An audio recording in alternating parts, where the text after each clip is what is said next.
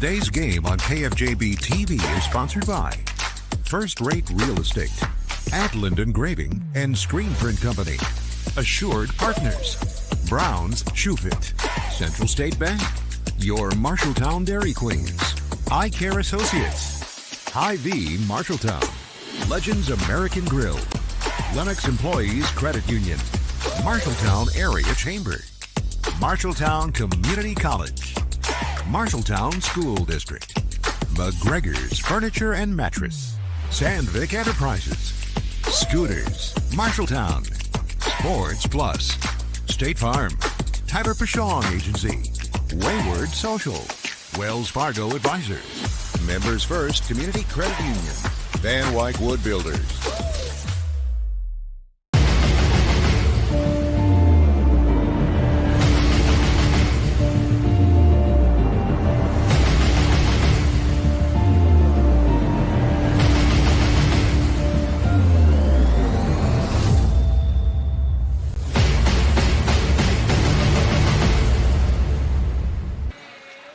Welcome to North High School. Brandon Lewis still knows. It is a Super Tuesday in the Conference of Champions as the Marshalltown Bobcat girls up 30-2 at halftime. We'll have bonus coverage of the girls game coming up momentarily. And then the guys game right around the corner, Dylan. Going to be an exceptional guys game. I know Des Moines North boys have only won 3 games this year, but you look at them, man. They can light it up on the scoreboard. And they can really get under you as far as a tempo and dictating a style of play.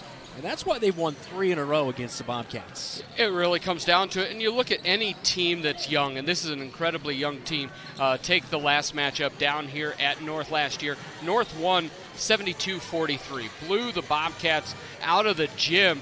But only 11 of those points were scored by non-seniors. And that's Tiangelo Bush, the leading scorer this year, had all 11 of the undergraduate points last year. But what we know about North, all right, they're young, so they go through growing pains before Christmas. We talk about this all the time. When you have a young team, you try to get them to Christmas and see where they can be on the other side. We know North has a great system. They're going to turn it up. They're going to shoot threes. They're going to try to outscore you. And right now in this early season, they've been giving up more points than what they've been scoring, but this is not a team that you can walk in, look at 3-6 on the record and be like, all right, we're 8-3, we're ready to roll. To the Bobcats' credit, last night I thought that was one of those games against Cedar Rapids Jefferson, and they locked them down. They put no question if the Cats were going to come out victorious last night. So looking for more of the same here tonight. Kyle Smith led the way, 32 points last night. He had 8 made threes. He is now the all-time leading three-point man in Bobcat history. He passed Drake Capello, which he sat at 173 heading into last night. Tied with Capello and broke that with his 8. He stands at 181. He also, in Class 4A this year, moves from 7th to now number 1 in 4A with those 8 threes to lead the state. Well, you look, 33 threes on the year in 11 games. Again, that Tiangelo Bush name, he has 30 in only 9 games. So he's not too bad. He's second place behind Kyle. We're going to see some threes. But last night we were talking about this on the drive down. I believe last night was the first time I've ever called a guys game where an individual outscored the team. Kyle Smith had 32. Cedar Rapids Jefferson had 31 last night. Yeah, pretty impressive. All right. 30-2 is our count. Bonus coverage of the girls' game right now. 3-game losing streak for the Bobcats. They're up by 28 at halftime. They look to bring that to an end here. It's been a rough go of it in the new year for the Bobcats. Obviously, the main issue has been the health of players. And tonight we see the normal, traditional starting 5 out there on the floor right now. Except for Amara is out tonight. Amara Johnson is out. We have seen Morgan Hildebrand play quite a bit of guard this year, but you're right. Amara Johnson, she is here, though. Yes, she is. But she is not playing as Georgia Jansen comes away with a steal, and she'll take it all the way. And it is a 30-point lead for the Bobcat ladies as we get the third quarter underway. But anyway, what outside of health-wise and stuff has been going wrong, because they have, over 70 turnovers in the last couple of games. Regression to past habits. There is not enough intentionality. There is a lot of sloppy ball handling leading to sloppy passes. You cannot get away with haphazard passing against good teams. And we look at this, we knew North a little bit overmatched here tonight. We thought we could get a get right win, but are we going to do and get right habits for Friday night? Because Friday night you get Des Moines Roosevelt, and Roosevelt, and talking to Coach a little bit, is the head coach in the summer does a lot of AAU coaching, so he has a lot of connections to girls. And when you're in the metro area, you pull from Valley, Waukee, maybe somebody that's 9th, 10th in that rotation. You start pulling some pieces of some really talented girls and putting them in a starting rotation. You can build a really strong program, and Roosevelt has been the cream of the crop basketball-wise in the metro, in the Des Moines Public School for quite a while. Well, timeout was taken there for North, and immediately on the inbound, Georgia Jansen with her second steal of the quarter. She'll take it to the free throw line, kicks to Bowie. Now Heitman near side corner. She hesitates, drops it off. Frankie Long, an easy bucket off the glass. 34-2 with 7 minutes to go. So 7-4 on the season. It looks like the Bobcats well on their way to go to 8-4 on the season. Like you mentioned, Roosevelt around the corner Friday night. That will definitely be a big test. They always find a way to have some very physical ladies, a style of play. They always seem to have somebody that is going to challenge Frankie Long down there in the paint. And it may be difficult to say the name Roosevelt too loud here at North, because honestly, most of their girls basketball team last year were from North. There was a large movement over there, but Roosevelt, we played Roosevelt really tight for the first 14 minutes of the game last year. It was the last 2 minutes before half that they opened it up. But this is top 10 type team coming into the Roundhouse, and we talked about it on last night's broadcast.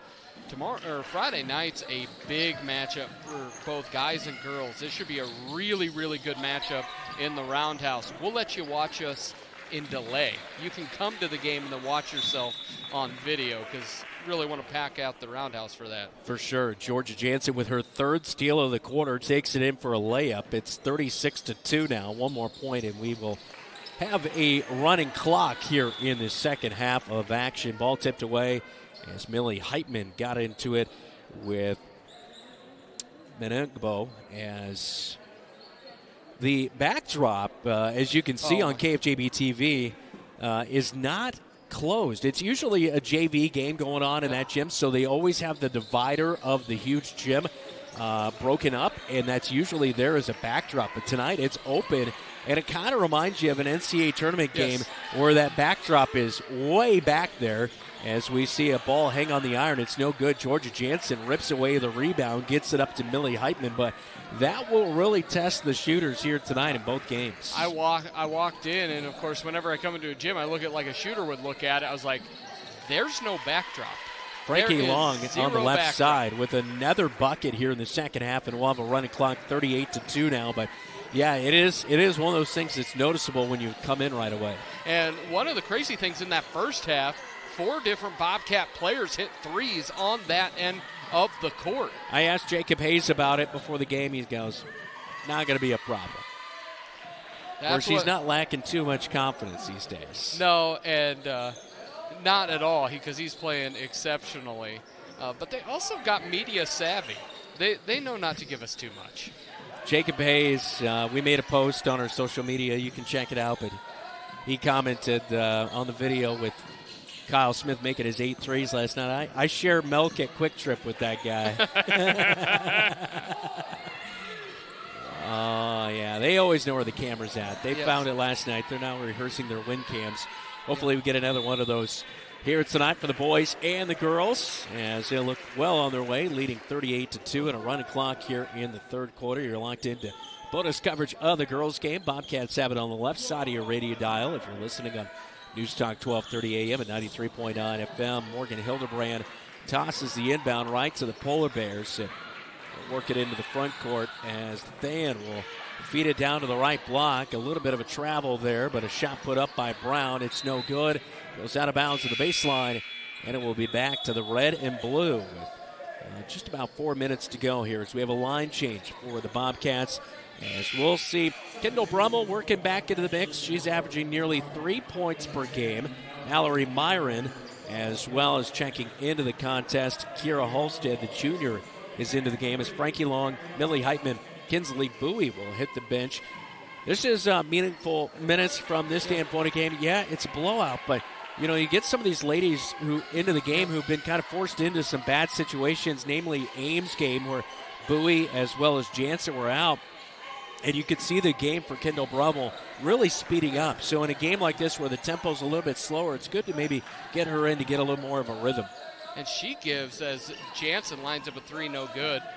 Hildebrandt gets stuffed, but she gives, I think Brummel gives them a really nice piece off the bench in the backcourt. She defends well. She can make a shot if necessary. Hildebrandt with a steal, but then has it poked away from behind. The Polar Bears will gather it back in on the offensive end as Velasquez will have it. A three on the right wing. Tim Wakefield is smiling from heaven with that rotation off that shot. So knocked down on the right wing to make it 38-5. 3 minutes to go, third quarter. Line it up. Brummel off the back of the iron. Three is no good from the right wing as Enegbo will haul in the rebound for the Polar Bears. They'll get into the front court, flashing Yolanda in the paint, but didn't see her open. Now she gets it. Now a late feed down to the right block as Menegbo goes in. It's no good off the iron.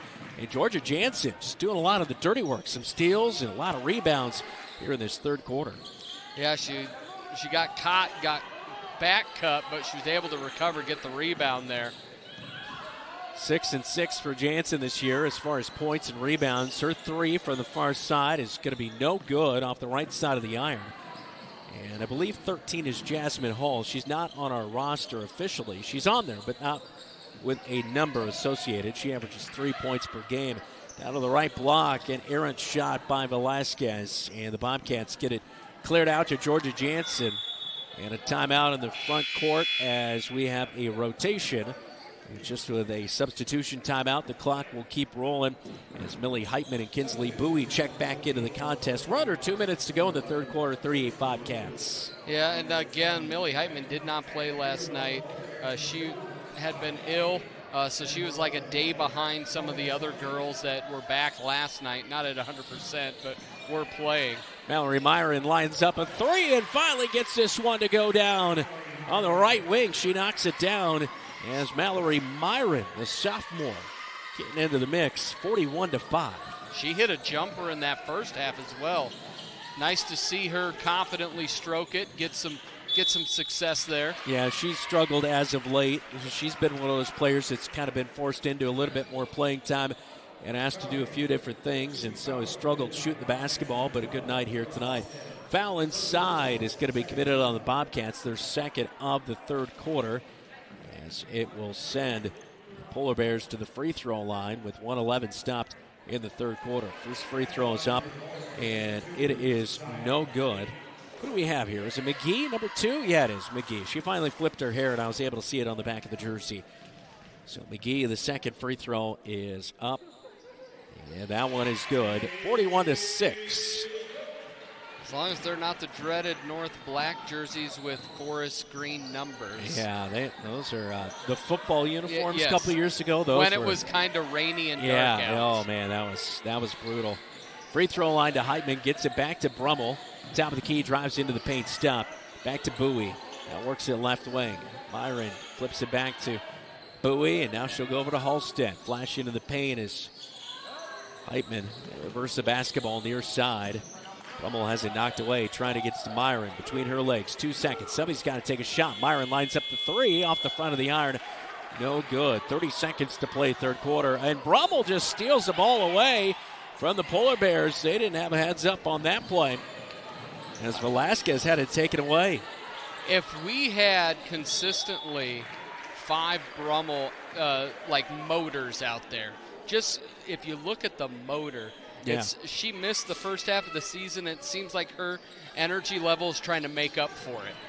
McGee had her shot blocked, and now on the inbound play, Velasquez has it blocked by Brummel, and the time is going to run out. Polar Bears won't get off a shot. That's how we head to the fourth quarter, 41-6.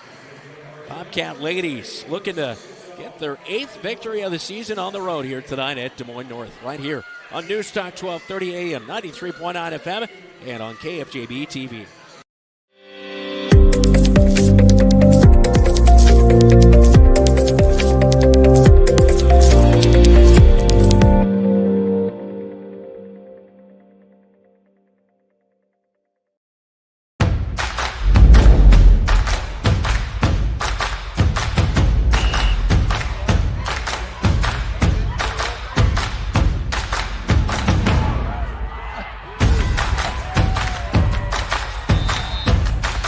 When you go home, you'll feel good about what you did, and you know you're doing it for the kids. If they don't have us, they don't have these games.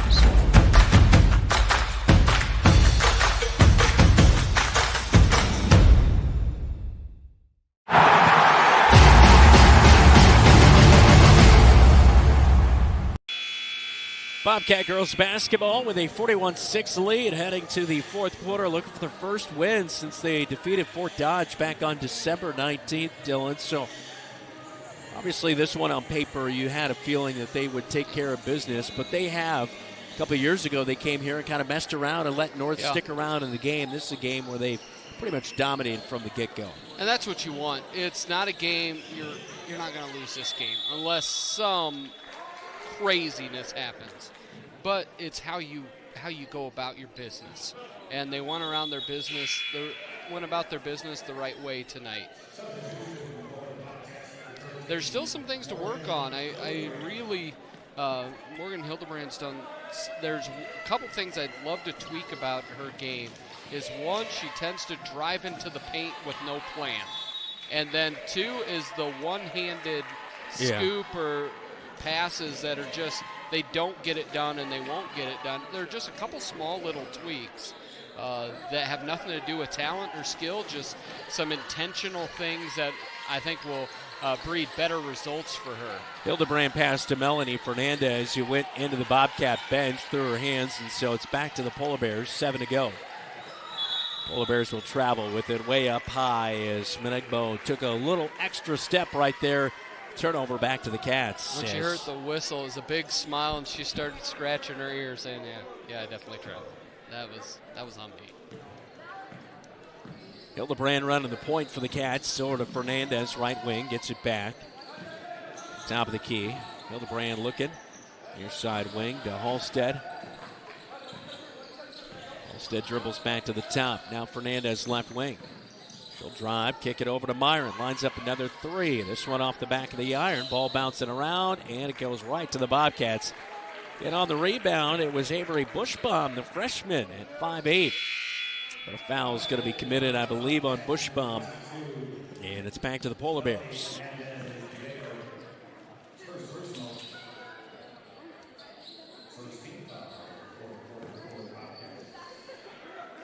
We have nearly an all-ball crew here tonight, though. Yeah. Well, also on KFJB-TV. Almost. Humble brag, Keith and I, we're doing all right. Yeah. Jeff Brooks, the Todd father, and myself, we all have seen better days. We have 4 heads of hair between the 6 of us. Bobcats get a rebound off a north miss. Myron taking it coast to coast, has her pocket picked from behind. We'll stay with the Cats, but a good play from behind as Wanda knocked it away on the baseline. Morgan Hildebrand will inbound baseline left side for the Cats, leading 41-6. Fernandez drives in near the paints on the left side of the lane, and a runner is no good. Polar Bears with a rebound. They'll take it all the way down the floor into the paint. Now kick it out. Long jumper inside the arc on the right wing. Shot was no good, and a rebound put back by Contreras. Or actually, before that, it was Wanda. And she was fouled, so she'll head to the free throw line with 4:56 stopped on the fourth quarter clock. First free throw's up, and the bank is no good. Got to get there early. Sophie Boone is going to check into the game, as well as Save Goshan.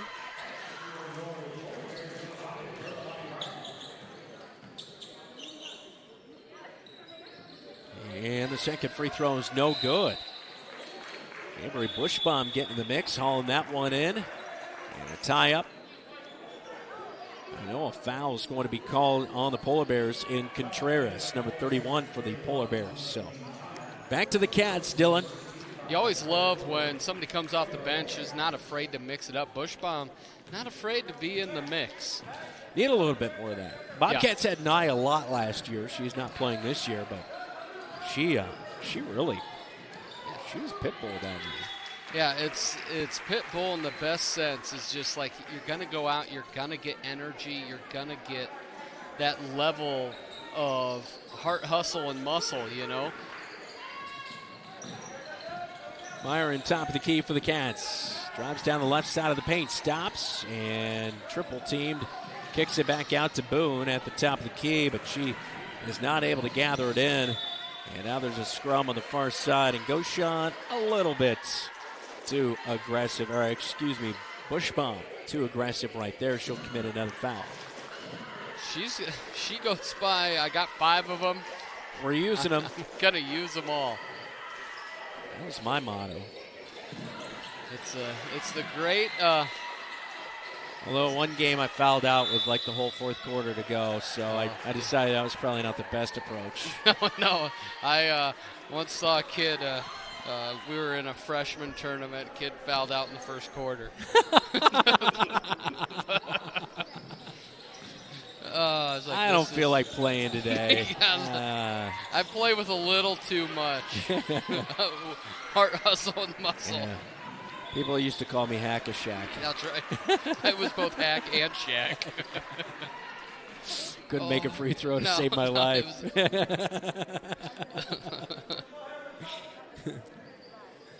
But it is fun to see success. You want these girls to have success.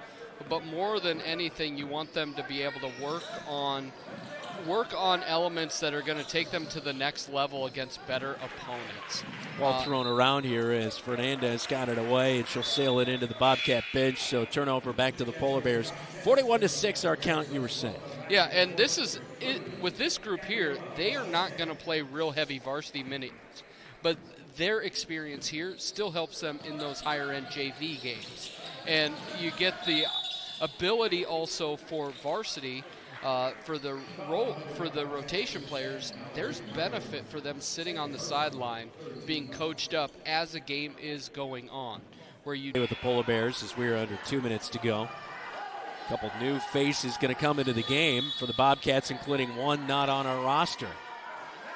Actually, 2 not on our roster, Dylan. We have a 5 and a 2 into the game.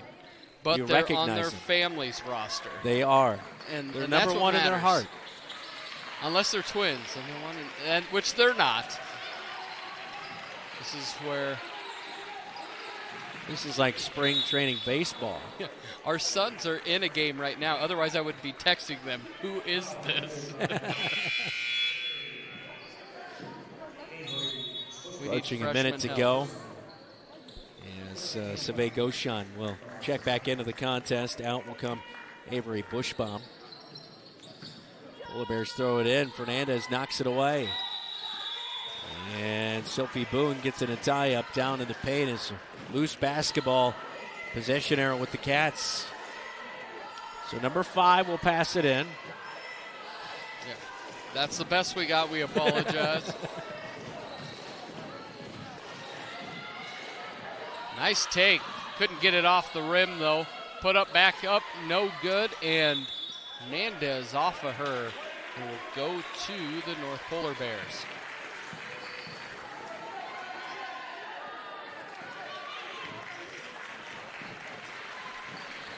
Polar Bears into the front court with Velasquez on the green end at midcourt. She'll drive down the heart of the paint, and Velasquez puts it off the glass for 2, 41-8.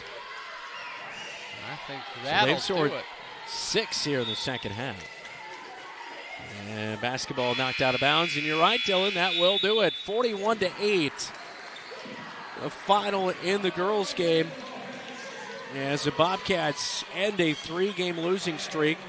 Take a look at head coach Brian Murphy right there. Bobcats 8-4. They take on Roosevelt at home coming up on Friday night. We'll have that girls-boys doubleheader and a Friday showcase starting at 6 o'clock. Hope to have you along for that one. Let's pack the Roundhouse and make it a rowdy environment. Polar Bears now in a 10-game losing streak. They dropped to 1-10. They opened the season with a win against Des Moines 39-34, but been a tough go of it since that point. As the Bobcats will head to the locker room. Boys game coming up right around the corner. Final thought on the girls game here tonight, Dylan. Getting a win on the road in convincing fashion. Get a win. Millie Heitman back. Thought that was good. Thought the energy level for the most part, especially Brummel coming off the bench, was great. Just get healthy, do well on your tests, and be ready for a fight on Friday. Yeah, that is for sure. They have Friday off, though, right? Is there no school on Friday? I'm not trying to spread fake news. I think there's no school. I think they have a 4-day weekend. I think you're right. I think I'm right, actually. Yes, you're right. I'm agreeing with you. Oh, boy. You got a lot going on these days. I got a lot going on. Trying to keep it all. Squared, keeping the ship going in the right direction. That's right. Trying to keep this temple, God's temple, kept together. Trying to make it all. I've never heard your wife say that about you. No, she hasn't, but the Bible does, so I'll take that. That is true. This became a theology broadcast. All right. We are ready to go. It's the boys' game coming up. It starts right now here on KFJB-TV. And into the front court with 5 seconds. Finds Jacob Hayes for the 3. Yeah! At the buzzer it goes!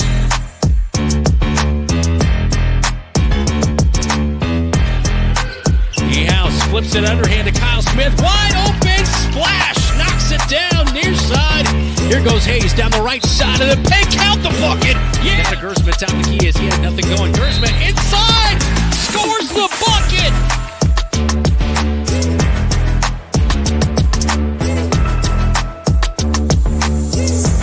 Over to Kyle Smith. Stumbling away. Didn't gather it in. He now drives to the free throw line. Turnaround jumper. Boom. Wow, what a start. Super Tuesday in the Conference of Champs. It's North versus South tonight. The 8-3 Marshalltown Bobcats matchup against the 3-6 North Polar Bears here inside North High School. I'm Brandon Lewis. He's Dylan Dose alongside me. Our on-site producer is the one and only David Braga. As back in the radio studios, Jeff Brooks and the one and only Todd Father is running Cam 1, and Roman the court here tonight, our very own Keith Stewart. All right, Bobcats now #1 defense in the state of 4A in Iowa, and last night they got the job done. They defeated Cedar Rapids Jefferson, holding them to 31 points, didn't allow a single bucket there in the second quarter. And so you bring in a hot defense into a place where the Polar Bears, they like to dictate the tempo. Yeah. This one's going to be an exciting one to watch. I think it is immensely because the Cats defensively right now, they are 5 players on one string. They all play at a really high level of tenacity, but they're all 5 similar size kids. Of course, a little bit smaller, a little bit bigger, but they can't get caught up in mismatches usually on pick and rolls. They're going to be able to defend that. They're all athletic enough to get to the perimeter. So the biggest thing beyond all of it, the effort has been unmatched. I'm trying to think from a defensive team that we've covered, this might be the best one. As far as it just comes with effort at every time down the court. But you look at that defensive effort for the Cats in wins going into last night.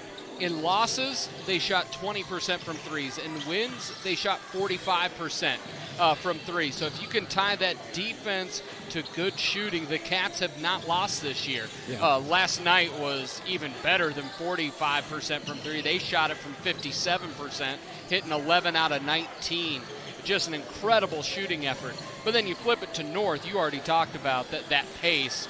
One of the stats that blew me away, North has scored has played 2 less games than the Cats and have shot 66 more threes.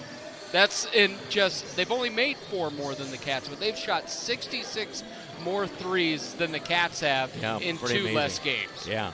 Hey, when we come back, we'll take a quick timeout. We'll be joined by Brian Murphy, girls basketball coach Dylan. We'll have a post-game chat with him. This is Bobcat Basketball. You're watching KFJB-TV.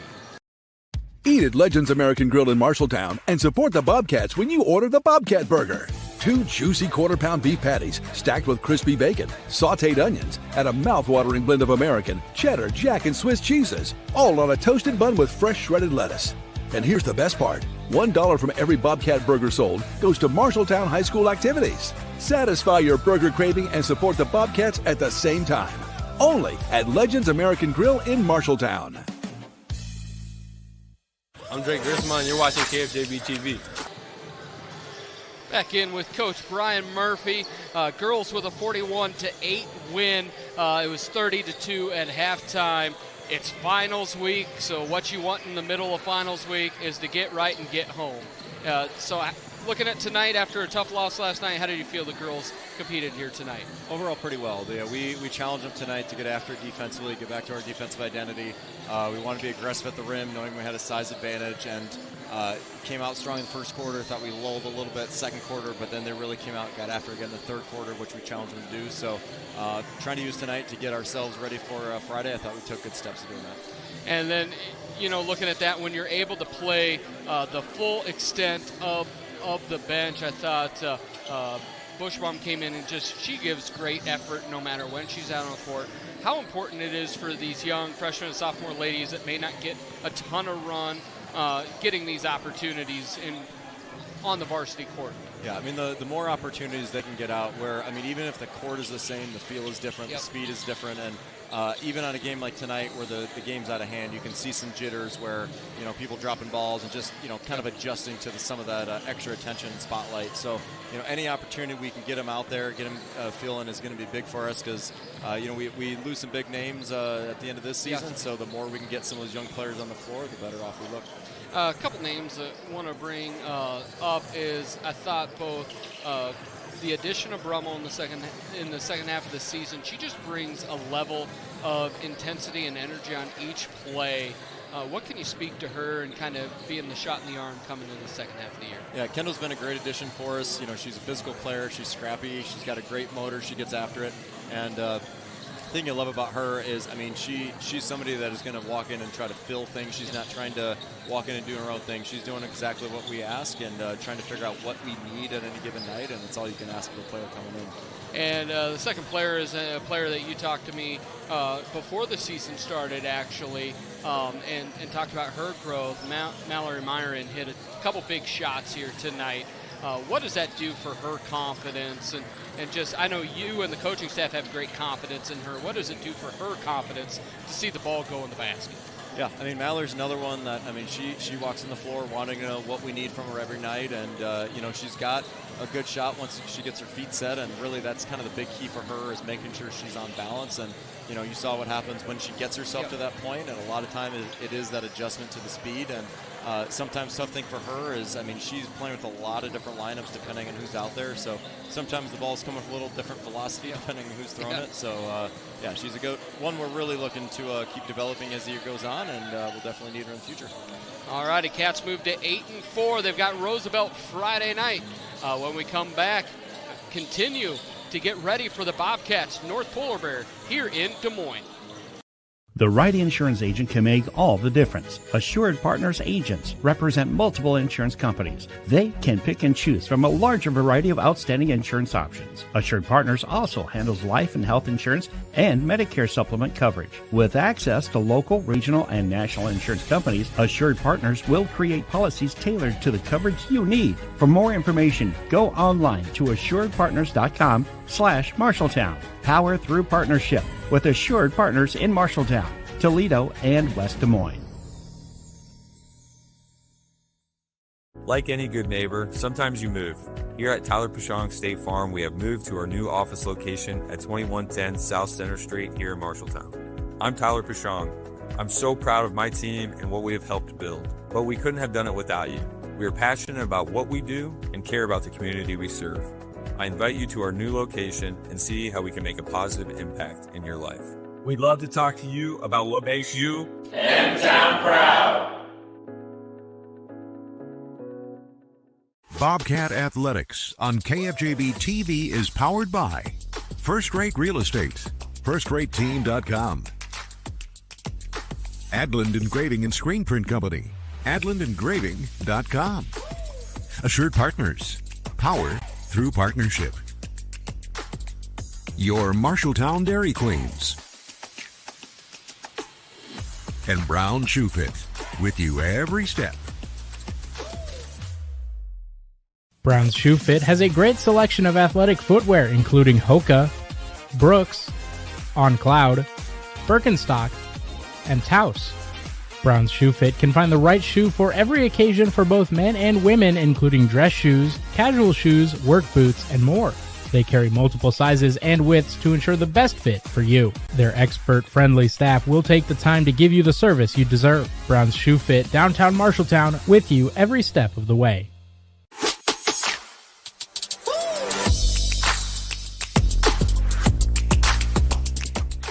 Welcome back into the countdown to tip-off. It is the Bobcats on the road, taking on the North Polar Bears. Coming up here tonight, it is head coach Mike Apple now joining us. Last night, a special night.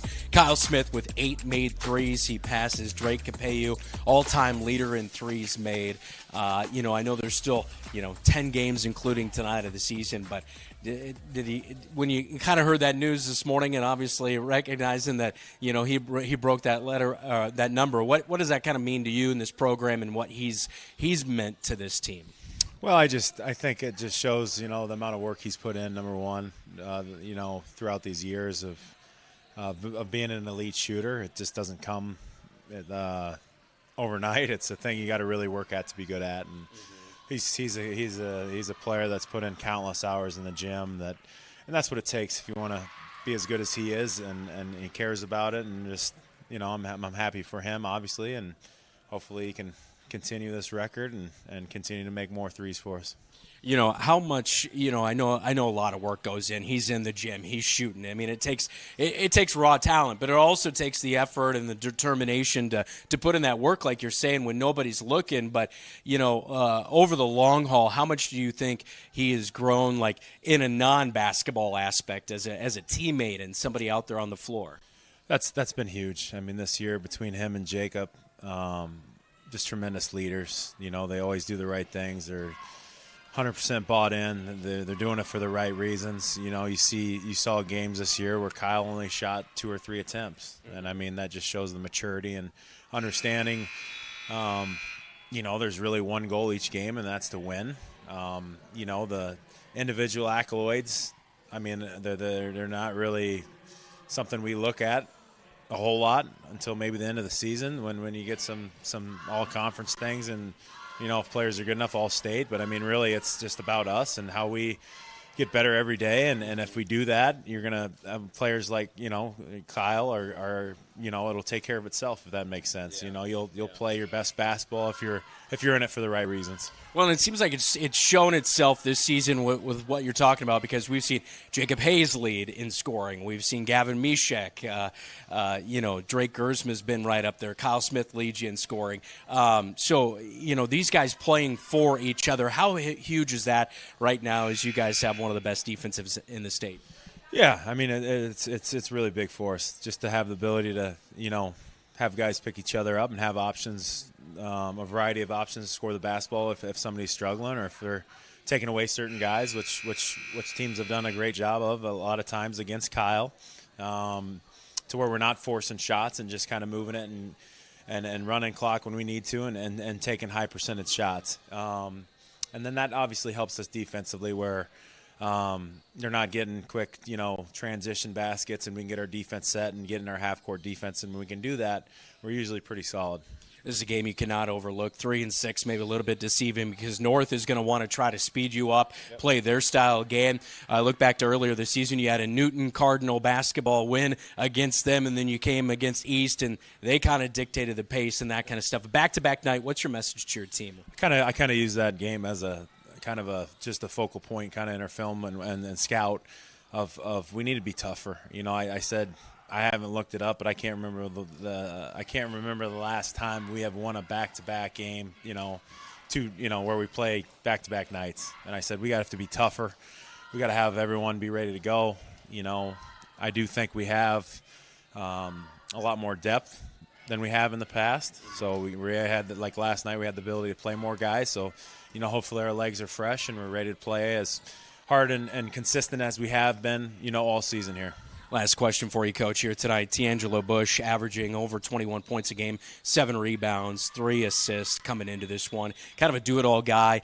He played pretty well last year. He had 19 total points in the 2 games. They're on a 3-game winning streak against the Bobcats. How do you kind of shut him down and make sure they don't get going? Yeah, we got to make it uncomfortable for him. He's a guy, if he sees one go down, he's really, really hard to slow down. He's got a very quick release. He doesn't need a lot of space to shoot it. He's shooting close to 10 threes every game. So he's shooting he shoots a lot of them, and he'll shoot it from, 2 steps inside the half court if he hasn't shot one in a while. So, he has the ability to really score it, him and number 10 as well. And Zero, they got some athletic guys that can score the ball in a hurry, so we just got to make sure we're ready to guard. Number 1, on-ball defense needs to be solid, and then we have to have a good help side and be ready to rotate. Should be a fun one here at North. Bush, by the way, is number 2 in Class 4A with made threes. Number 1 is now Kyle Smith. So should have a fun scoring night on our hands here tonight. Yeah, thank you. Head Coach Mike Apple, that is our pregame chat. When we come back, we'll have our pregame starting lineups with the Polar Bears and the Bobcats on the way right here on your home for the Cats, KFJB-TV. When you're craving something quick, tasty, and satisfying, think your Marshalltown Dairy Queens. From hot made-to-order favorites like burgers, chicken strips, and fries to the Dairy Queen classics you love, blizzards, cones, sundaes, and shakes. Be sure to check out the monthly featured treats and limited-time favorites, always giving you something new to try. Whether it's lunch, dinner, or a sweet treat, just because. Your Marshalltown Dairy Queens has you covered. 2 convenient locations, South Center Street and North 3rd Avenue in Marshalltown, where happy tastes good every day.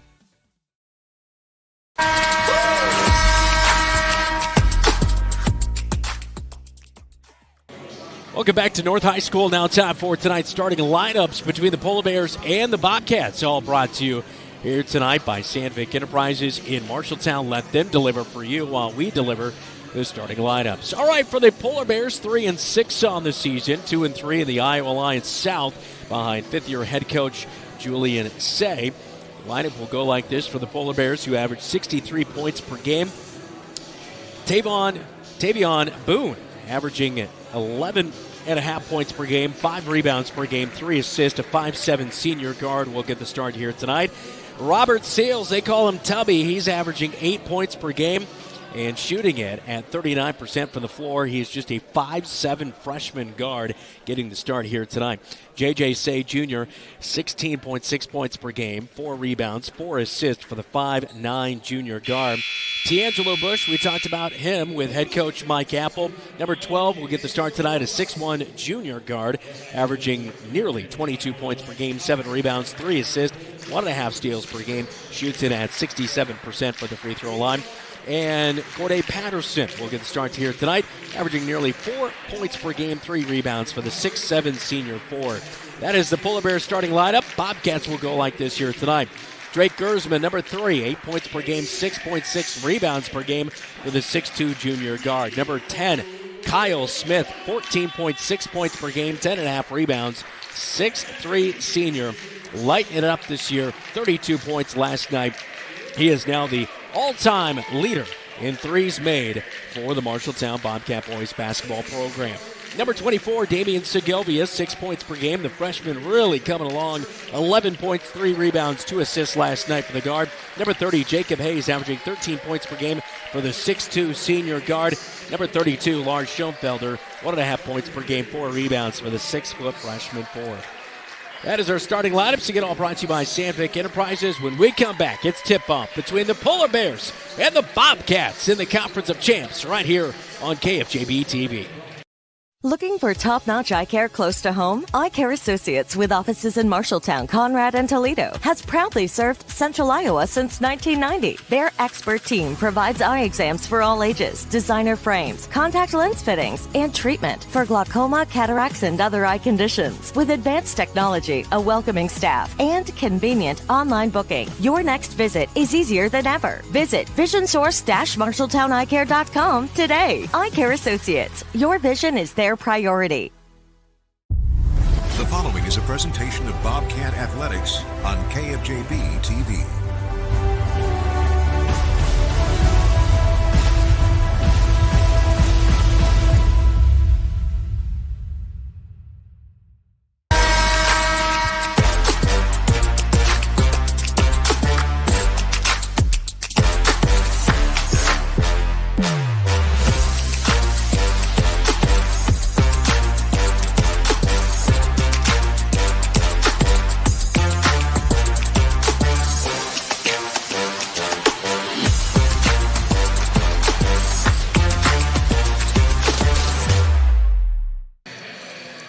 Super Tuesday at North High School. Brandon Lewis, Dylan Dose alongside me. We welcome you in. The Bobcats enter the night off of a win last night against Cedar Rapids Jefferson. And they right now are 4-1 in their last 5 games.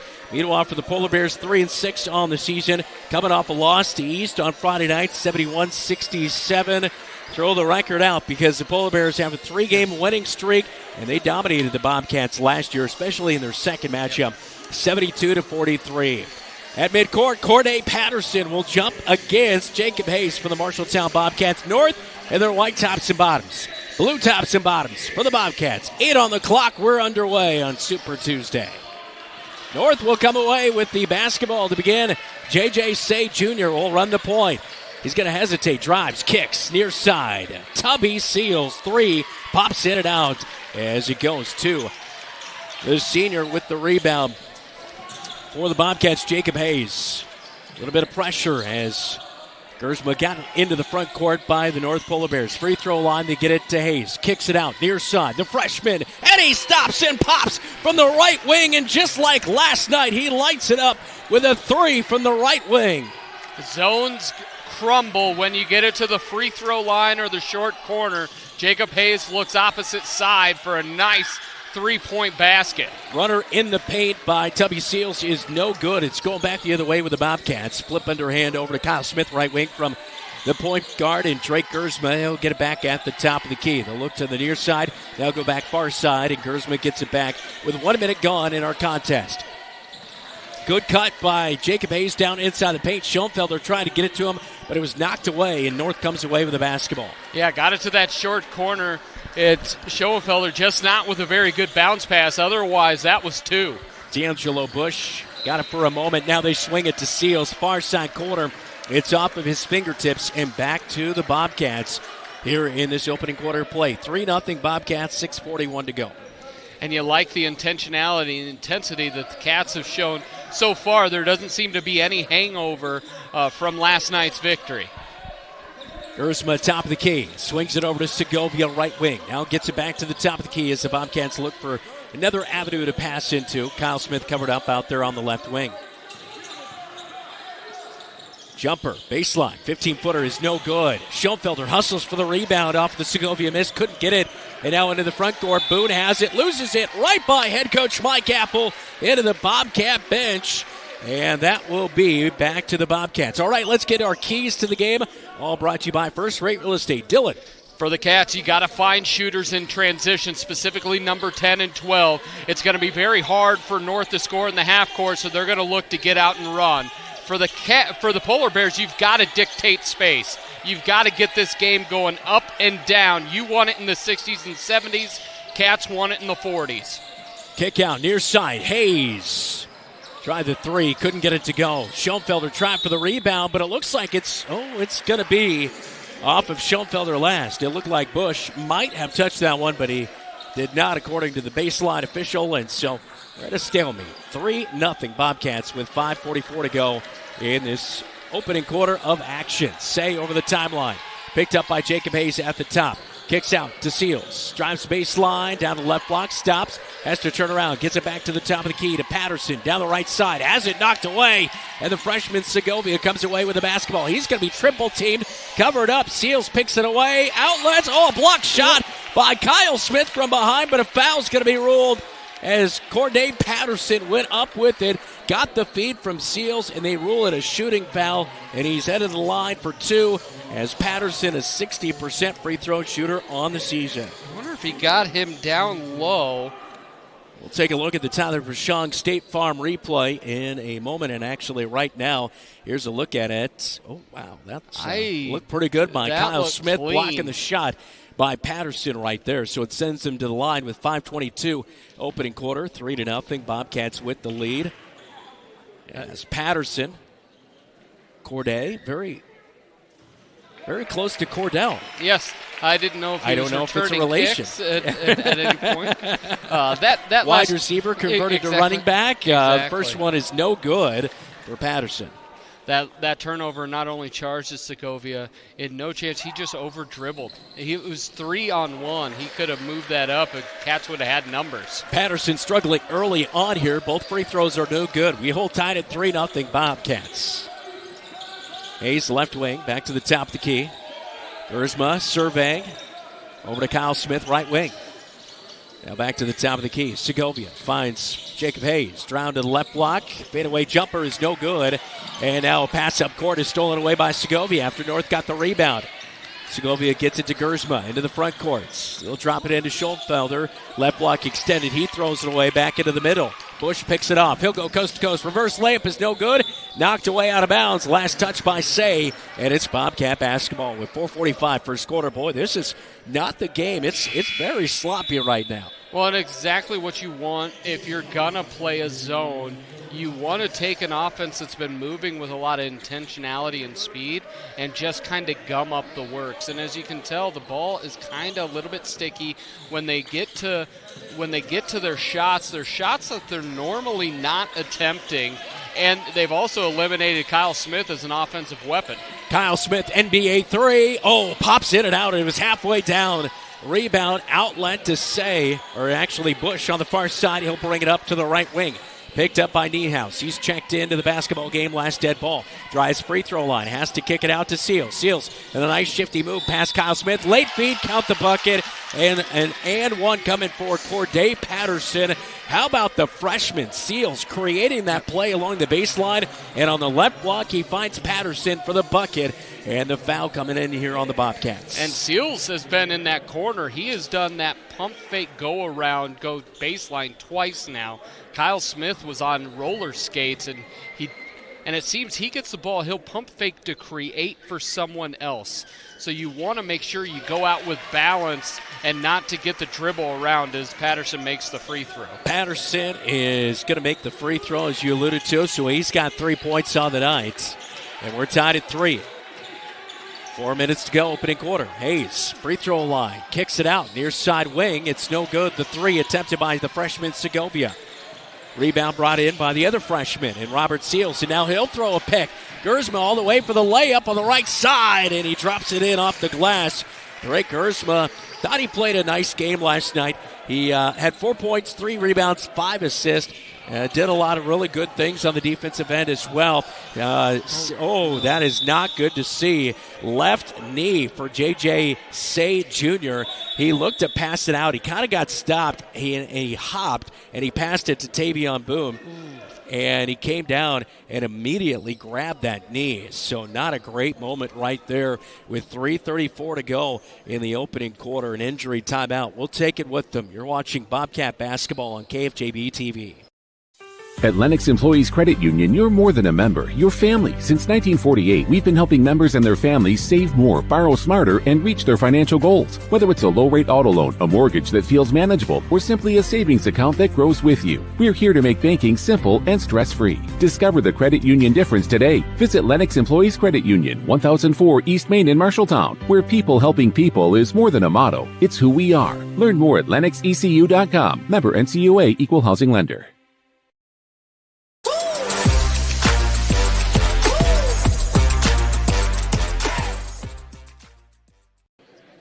5-3, Bobcats lead up on the Marshalltown Hy-Vee scoreboard. 3:34 to go in the opening quarter of play. And J.J. Say was injured, came down on his left knee awkwardly, and he's being helped off the floor right now. Coach Julian Say was talking to the officials about whether there was official or not, but looking at that replay, it definitely didn't see anything that was egregious by any means. It seemed when he went up, and Say's second leading scorer at 16 points a game, but also leading them in assists. Not great to see. Bush will have the basketball top of the key. And a travel. A little bit of a step there by Seals as he caught the basketball on the right wing. And it'll be a turnover on the Polar Bears. Back to the Bobcats with 3:29 opening quarter. 5-3 Cats. It's been a grinder here early on between these two teams. Well, up until Gersman, that was the first layup attempt. Everything's been a jump shot. Cats are 1 of 6 from 3, and that this zone offense or defense is working to a T. Kyle Smith was open on the left block, but he kind of lost the basketball. Now he'll get the feed back in the far side corner. 3 pops in and out. Basketball rolls around after 2 Polar Bears went for it, couldn't gather it in. Niehaus fakes a 3, kicks it. Segovia right wing, and they'll set up the offense. Niehaus left wing quickly dumps it. Good ball movement right here. Bobcats get it to Kyle Smith underneath the hoop. He kicks it out left wing, and Gersman almost has it stolen away as he gets it back. And now he goes down the right side of the paint and finishes at the glass, hanging up in air. 4 points for Gersman, 7-3 Cats. And this kind of has a little bit of a Drake Gersma game on it, because once is a great move by Bush to get 2. He's kind of the guy that can take it off the bounce of the rack, and if you get it sideline to sideline on that zone, there's going to be driving lanes from the top of the key. Yeah, D'Angelo Bush with a great play on the left block to get a 2-point bucket, his first of the night. 7-5 Bobcats with the 2-point lead. Segovia left wing, trying to drive, cut off by Boone. Now back to the top of the key to reset the offense. And now they find Segovia open on the far side. Drives baseline. He leans in on the left block. It's off the glass and too hard. And a rebound outlet to Bush. On the far side, he'll bring it up. Picked up by Gersma. Has to fight through his screen. And now near side, kick it over to Chual, who is checked in. And a foul is going to come in on the Bobcats. Number 1, Jamison Niehaus will pick up his first of the night with a minute 51 opening quarter. And it is Polar Bear basketball. And you look at this right now, those offensive stats, we've talked about this, the defensive energy in a win or a loss is always at a constant. But right now, this offensive efficiency in the first quarter has been laborious, to say the best. Inbound, they feed it back to Bush as he inbounded the basketball. He'll drive into the paint, count the bucket, and one as he was leaning into the rack. And D'Angelo Bush starting to get going. He has 4 points and a free throw to come here. Minute 46, opening quarter. We're tied at 7. On the season, Bush, a 67% free throw shooter. And if the Bobcats have struggled defensively at any point, it's off a pass and a drive. And there you see Bush has gotten to the rack twice, and especially with Say out of this ball game right now, you anticipate more of that being on the shoulders of the junior. He'll make the free throw and give North their first lead of the night, 8-7. Gersma fakes a 3 at the top. Now to Mishek. 3, left wing, and it's off the left side, bounces out right. But a good offensive rebound by Schoenfelder. Kicks it into Kyle Smith. He has to pass it back out, and it's picked off by Bush. He's going the other way. 3 in transition off the back of the iron. And on the rebound, it's poked away by Seals, out of bounds. Back to the Bobcats as Mishek went up for the rebound. And the Cats now 1 of 7 from threes. I know Jacob Hayes was saying off the air that the lack of a shooting backdrop doesn't matter. But I'm looking at the results here. It does feel like that is a little bit different. Kyle Smith, far side corner, got the basketball, ready to load up. Nothing there. There's a man in his way. Now Jacob Hayes drives down to the right block, picks up his dribble, kicks it to Kyle Smith, left wing 3, and this time he gets it to go. 182 in his career as Kyle Smith's first bucket is good. 10-8, Bobcats back with the lead. Kyle Smith bailing out the offense there, stepped into one and got nothing but net. And now a foul on the floor. Bobcats were wanting a travel.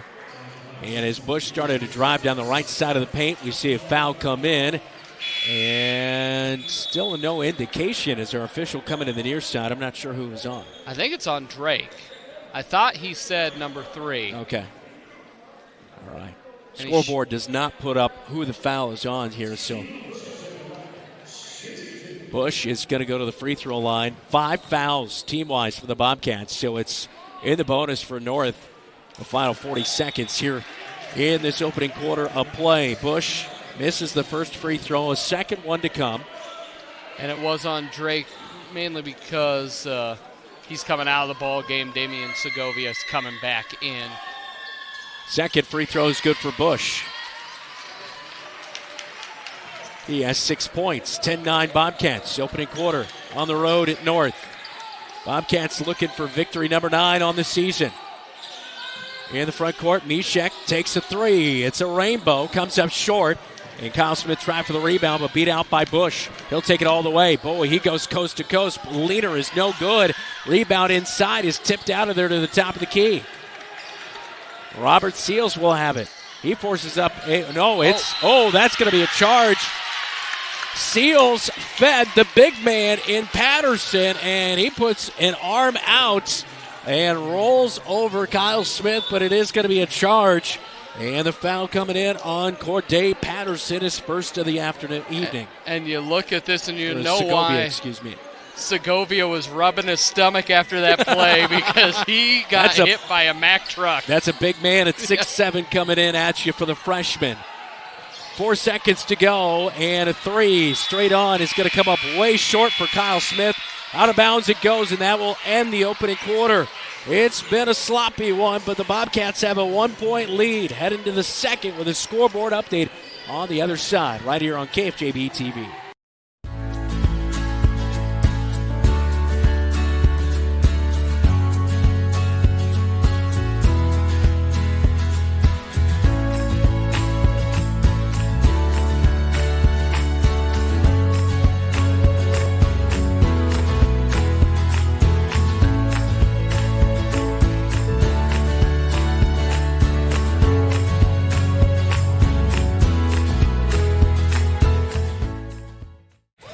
Gavin Mishek, and you're watching KFJB-TV. Welcome back to North High School. Bobcats leading 10-9 up on the Marshalltown Hy-Vee scoreboard. Time for a regional scoreboard update, all brought to you by Central State Bank. Johnson and Waukee tied at 7. They have 3 minutes left in the first frame. Nevada 17, Saydell 6. That's at the end of the first quarter. Grundy Center 12. East Marshall, a night after scoring 101 points, has 11. And that's with 1:40 left to go in the first quarter. West Marshall 18, Prairie City Monroe 13, and that's 2 minutes to go before the half. Bobcats will begin the second quarter with the basketball, leading by 1 on the road. Segovia will get the inbound pass. Bounces it over to Schoenfelder, left wing, gets it back. Now Segovia drives to the right wing, picks up his dribble, gets it to Hayes, and Bush reaches in from behind. That'll be his first foul of the night. And the Bobcats will inbound on the near side by the Polar Bear bench. No, they're going to put it down on the baseline. Segovia will be baseline right side for the inbound play. They'll smack the basketball and look to pass it in. Now finds Mishek at the right wing. Fights through a double team. Looking around, and he traveled. Yeah, he was looking to pass to Hayes, but the passing lane to the far side corner was cut off, and he traveled with the basketball. It is back to North. My big thing on a zone is you can stand in the corner. You can still back cut. You can still cut off a zone if the zone's an imbalance. I thought right there that there was opportunity to flash to the rim. The Cats are so stagnant off the backside of off the ball that it's making it incredibly easy for North to defend them. Good crossover move by Bush, and we have a foul coming in. It's going to be a hold on the Bobcats, and it's going to be on Lars Schoenfelder. And we've had a tight whistle here tonight. That'll be number 1 of the quarter on the Bobcats. And that was a bent arm on the hip is what they called there. That was not a whole lot. Boone will inbound. Bush, top of the key, takes a 3, NBA range, and he'll roll that one home. Gets the friendly roll inside North High School, and the Polar Bears have a 12-10 lead. I told you, 3 and 6. You can't count them out. No. Drive inside by Segovia, has his shot blocked, gets the basketball back, finds Kyle Smith wide open, fakes a 3, drives inside, floater good. It's a good answer right there by the senior who has 5. We're tied at 12 with 1 minute gone here in the second quarter. Great job by Kyle. Jacob Hayes has got to do much better job looking opposite side. Boone answers. He drives inside. Spin around jumper is good from 7 foot out. And North takes the lead back. Segovia in the front court. Free throw line gets it to Hayes. Hayes looking around. Gets it back to Segovia. Fakes like he's going to shoot a 3. Now he drives, kicks it out to Kyle Smith, and a travel on Kyle Smith as he was driving baseline. Didn't quite see that, Dylan, but it is back to the Polar Bears. I thought he settled down and took the bounce before he went. Right to the point now. Davion Boone. Of course, J.J. Say, Jr., injured in that opening quarter of play, that starting point guard. Boone will drive in again. This time the spin around jumper is no good. Bobcat rebound up to Mishek, left wing. Now to Schoenfelder. Gets it back to Mishek. We'll work it around the perimeter. Top of the key. Now back to Kyle Smith. Now back to Segovia, right wing. Now back to Kyle Smith at the top of the key. They just keep going back and forth. Skip pass to Segovia. Drives and a foul on the floor. Believe it's going to be on Tavion Boone. No, it's going to be on Andrew Chua. So Chua will pick up his first of the night. The 6'3 freshman will pick up the foul with 6:01 second quarter. 14-12. Bobcats trail on the road at North High School on a Super Tuesday on KFJB-TV. Tired of just looking for a job? Find a career you'll love. Marshalltown Community College is enrolling now for spring classes. Your future starts here. We offer hands-on career training leading directly to in-demand jobs, from technical skills to healthcare. Our expert faculty and advisors help you find your path. We have flexible schedules, affordable tuition, and programs you can complete entirely online. Stop waiting. Invest in your future today. Spring classes start January 20th. Enroll now. Visit MarshalltownCommunityCollege.com.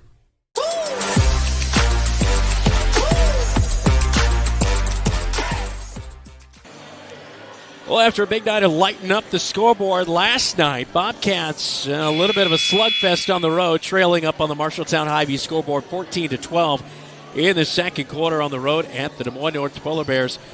Early on, what are you seeing from that offensive side of things for the Bobcats? Defense looks like, obviously, they brought their lunch pail for that side. They're not turning over in transition or anything like that. One thing where we're seeing the offense slog, one happens when Jacob Hayes gets it at the free throw line. He's only looking at half the court.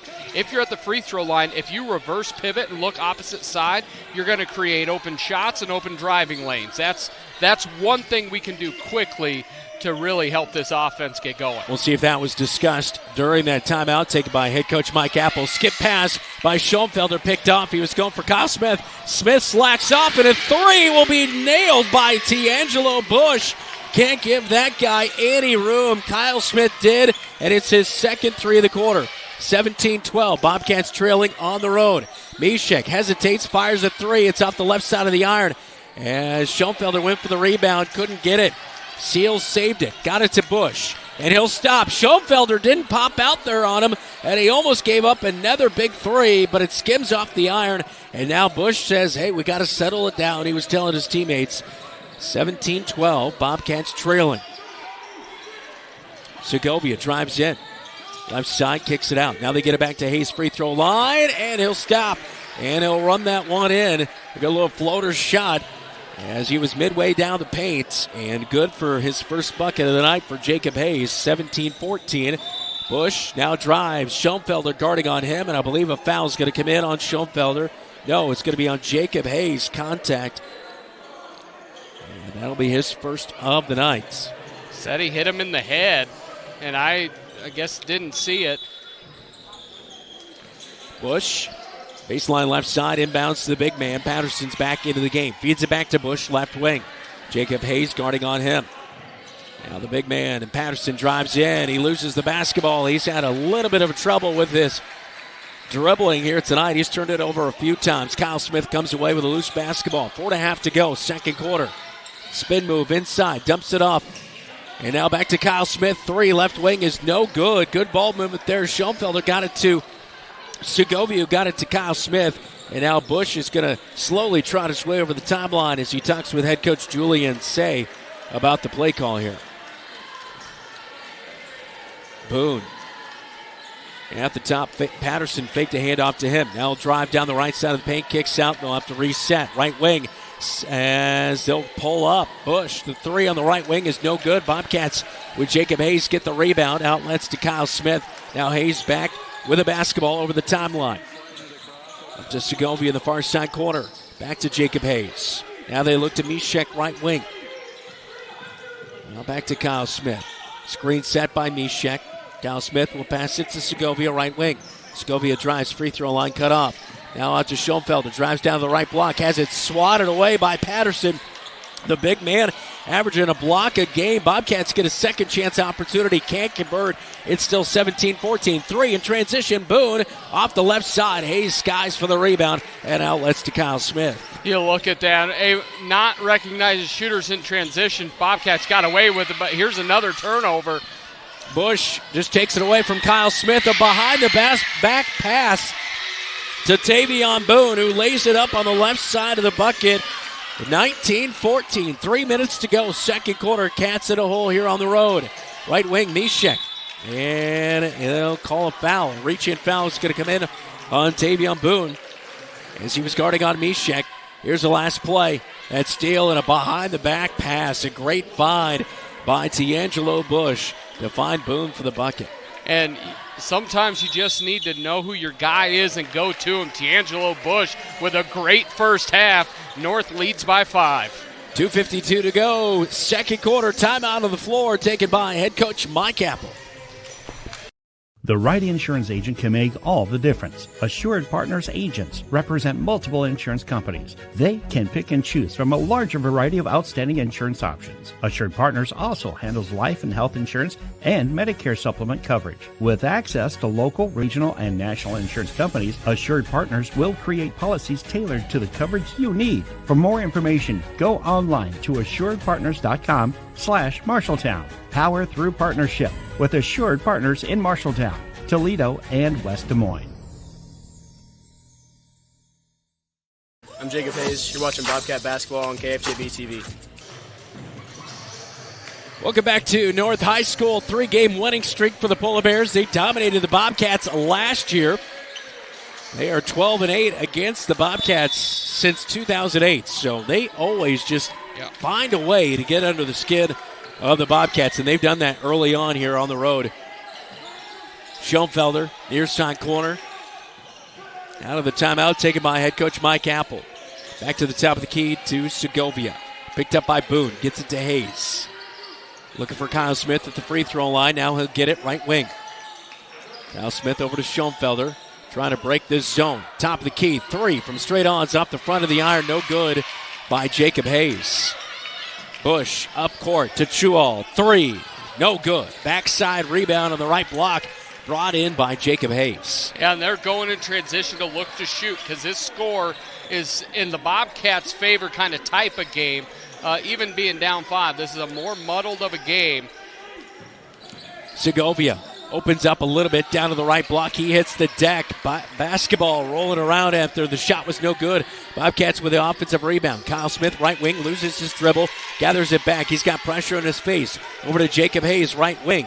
Thought about the 3. 5 seconds on the shot clock. It's dwindling down. Hayes bumped way out high, and they're going to get bailed out. Foul's going to come in on Alexandre Lopez.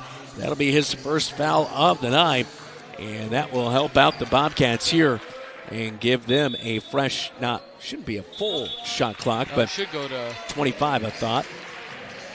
But it will reset the shot clock here with 1:43 in the second quarter. Lopez, that type of play is what gets you going right back to the bench. It's just you had him right where you wanted him, give him fresh life. So fresh shot clock and second chance opportunity with the Bobcats trailing by 5. Segovia, top of the key.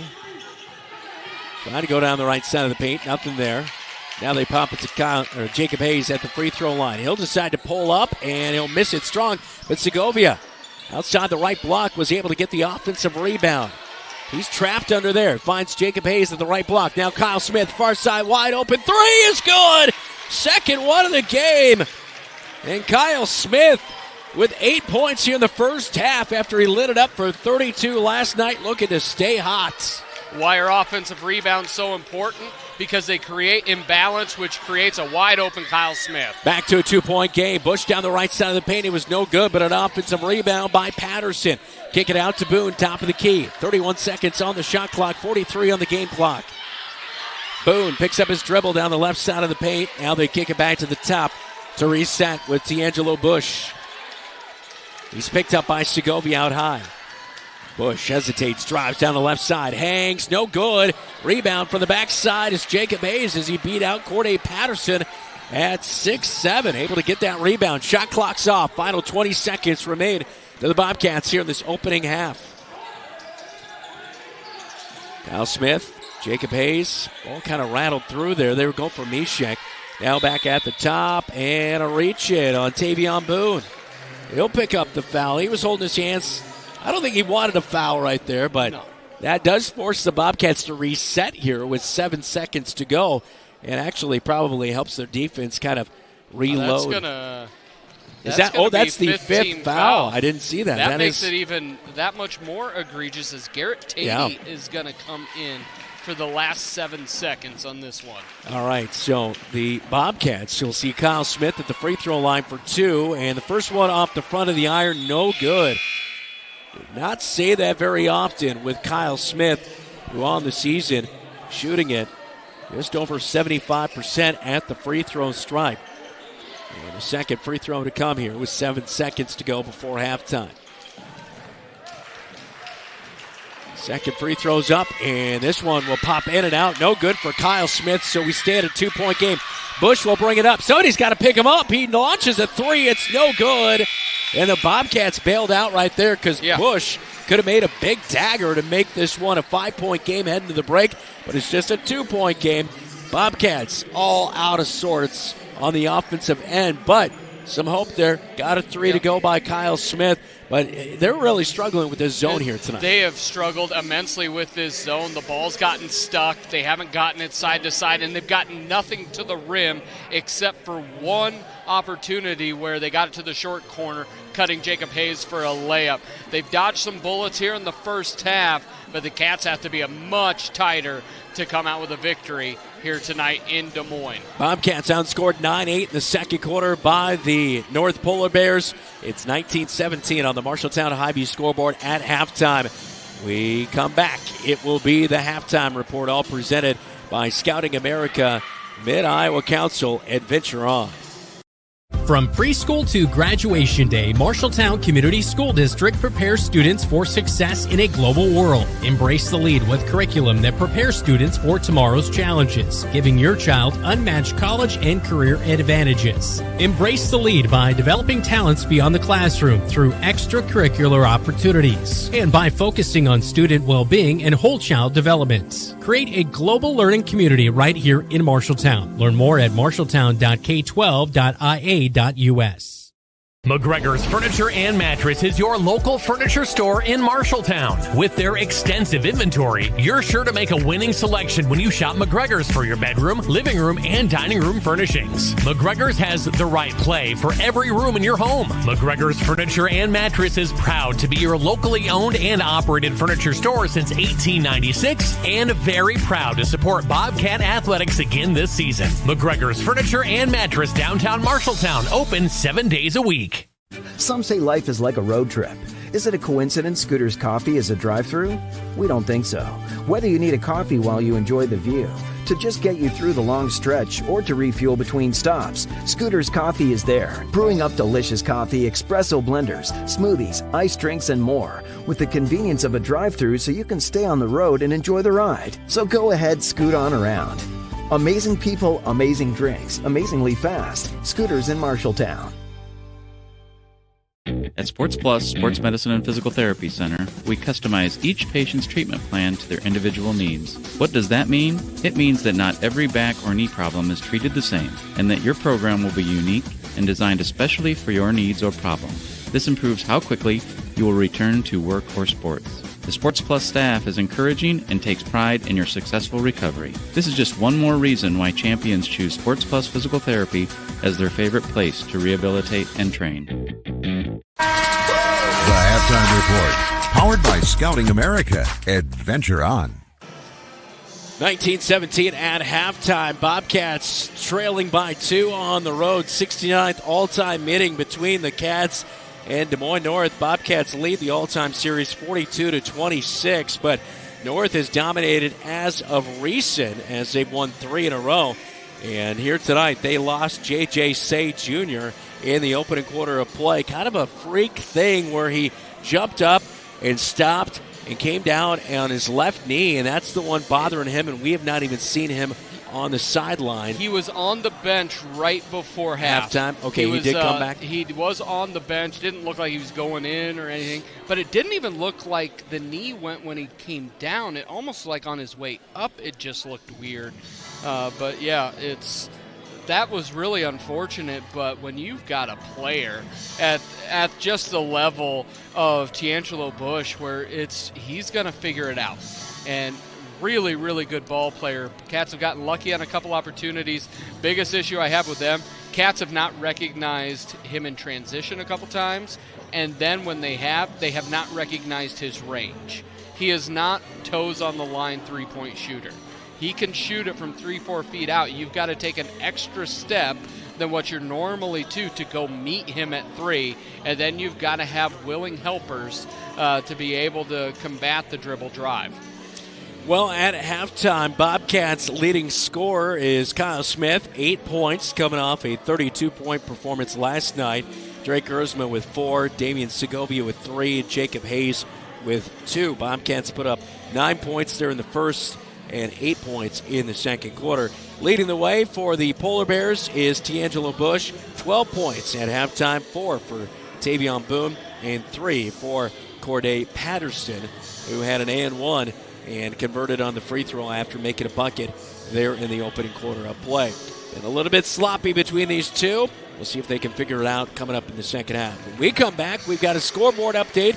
Tell you what's going on around the state of Iowa. This is Bobcat Basketball. You're watching KFJB-TV. I didn't really have much growing up, but I did have a mom, and she gave me a strong foundation. She signed me up for Scouts. I quickly fell in love with the outdoors. Showed me how to take responsibility, how to work with other people, and how to become a leader. That made me a better athlete on the field. Scouting made me the man I am today.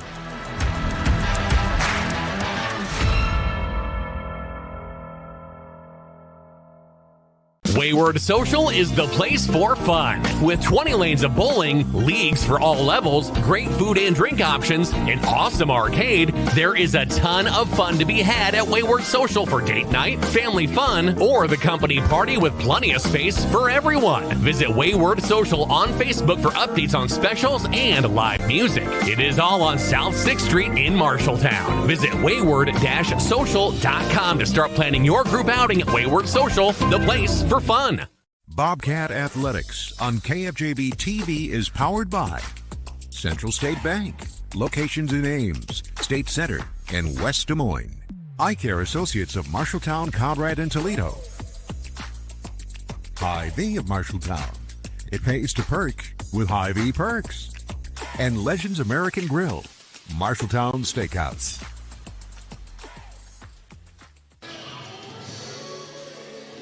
Time for a scoreboard update, all brought to you tonight by Central State Bank. Discover what Central State Bank can do for you. Locations in Ames, State Center, and West Des Moines.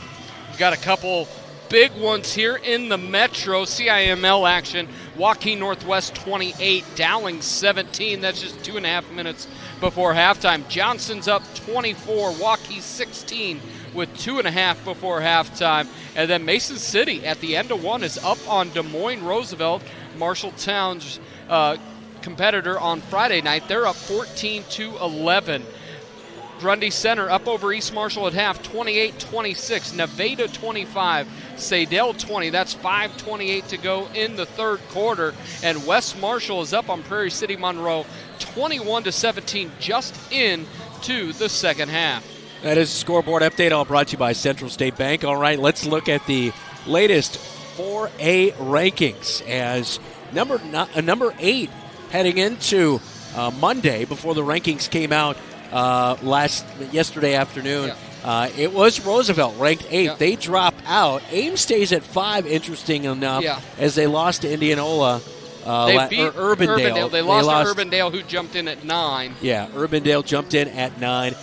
They did go down the line to Indianola last night. It was just a 2-point contest, but Ames did that one. Cedar Falls has got Cedar Rapids Jefferson, who the Bobcats saw last night. Anybody stand out in that top 10? I know for me it's Cedar Falls, man. Cedar Falls top 10 in the nation. Yeah, they look very legit. They are long. They are athletic. They can shoot it. They can do everything. If Cedar Rapids isn't cutting nets, I would be surprised. Cedar Falls? Or Cedar Rapids, and they can cut their own nets at the end of the year. Whatever makes it sound like I didn't mess up. No, Cedar Falls, if they're not cutting the nets down at the down in Ames this year, right? Or is it the last year at the Casey Center? I think it's moving to Hilton this year. I think it's at Hilton this year, yeah. I think they're the best team in the state. I think everybody thinks they're the best team in the state. They've put together a really, really good program. Yeah, watch them beat Waukee Northwest. That was a pretty good game. That will be our halftime here this evening as we'll take a quick timeout. And second half is right around the corner here on KFJB-TV. You're an empty nester closing in on that retirement property. Chances are your plans didn't include mom moving in, but life happens and you do the right thing. Wells Fargo Advisors can help. For more than 125 years, we've created wealth management and investment strategies aimed at achieving our clients' personal financial goals. When retirement means caring for yourself and a loved one, turn to Wells Fargo Advisors. Together we'll go far. Wells Fargo Advisors is located at 14 East Southridge Road in Marshalltown. Call them at 641-752-5401. They're a member SIPC. The Halftime Report, powered by Scouting America. Adventure on. Welcome back to North High School. Brandon Lewis, Dylan Dose alongside me here tonight on the road as the North Polar Bears will begin the second half with the basketball. Any adjustments for the second half? 100%. There's a couple things in this zone offense where it's gotten really, really stagnant. One is this is a Drake Gersma game. He sat with 2 fouls, but he's one where you go side to side, you get it back to the top of the key, and you have any imbalance. That's where Drake can look to his float game into breaking it down off the bounce. The other thing is, once you get it to the free throw line, Jacob Hayes, he's got to look both sides of the court and look to swing the ball. And if you get it to the short corner, and they did this once, watch for Jacob Hayes just to cut down that lane and to look to get something at the rim. If they can run the offense in that way, you should get much easier buckets here in the second half. North with the basketball to begin the second half. Seals has it. A little give and go. Down to the right block. They got it to Patterson. He kicks out far side, and now Gersma just rips it away from Andrew Chual as it will be Bobcat basketball into the front court. Gersma losing his handle on it. Boone with some contact there. Finally buys a little bit of room. Over to Kyle Smith. Dumps it in to Jacob Hayes. Baseline jumper, 17-foot, no good. But Lars Schoenfelder with the offensive rebound, and a reach-in foul is going to be called, I believe, on T'Angelo Bush, who was going up, and it is on Bush. His second foul of the night. 7:22, third quarter. And it looks as Say Jr.'s on the bench, but he does not look to be going in, with you all starting for him in the second half. Gersma wide open three, takes it. It's off the right side. Climbing the ladder is Patterson on the right block for the rebound. Get it up to Seals, near side, back to Boone. Way up high.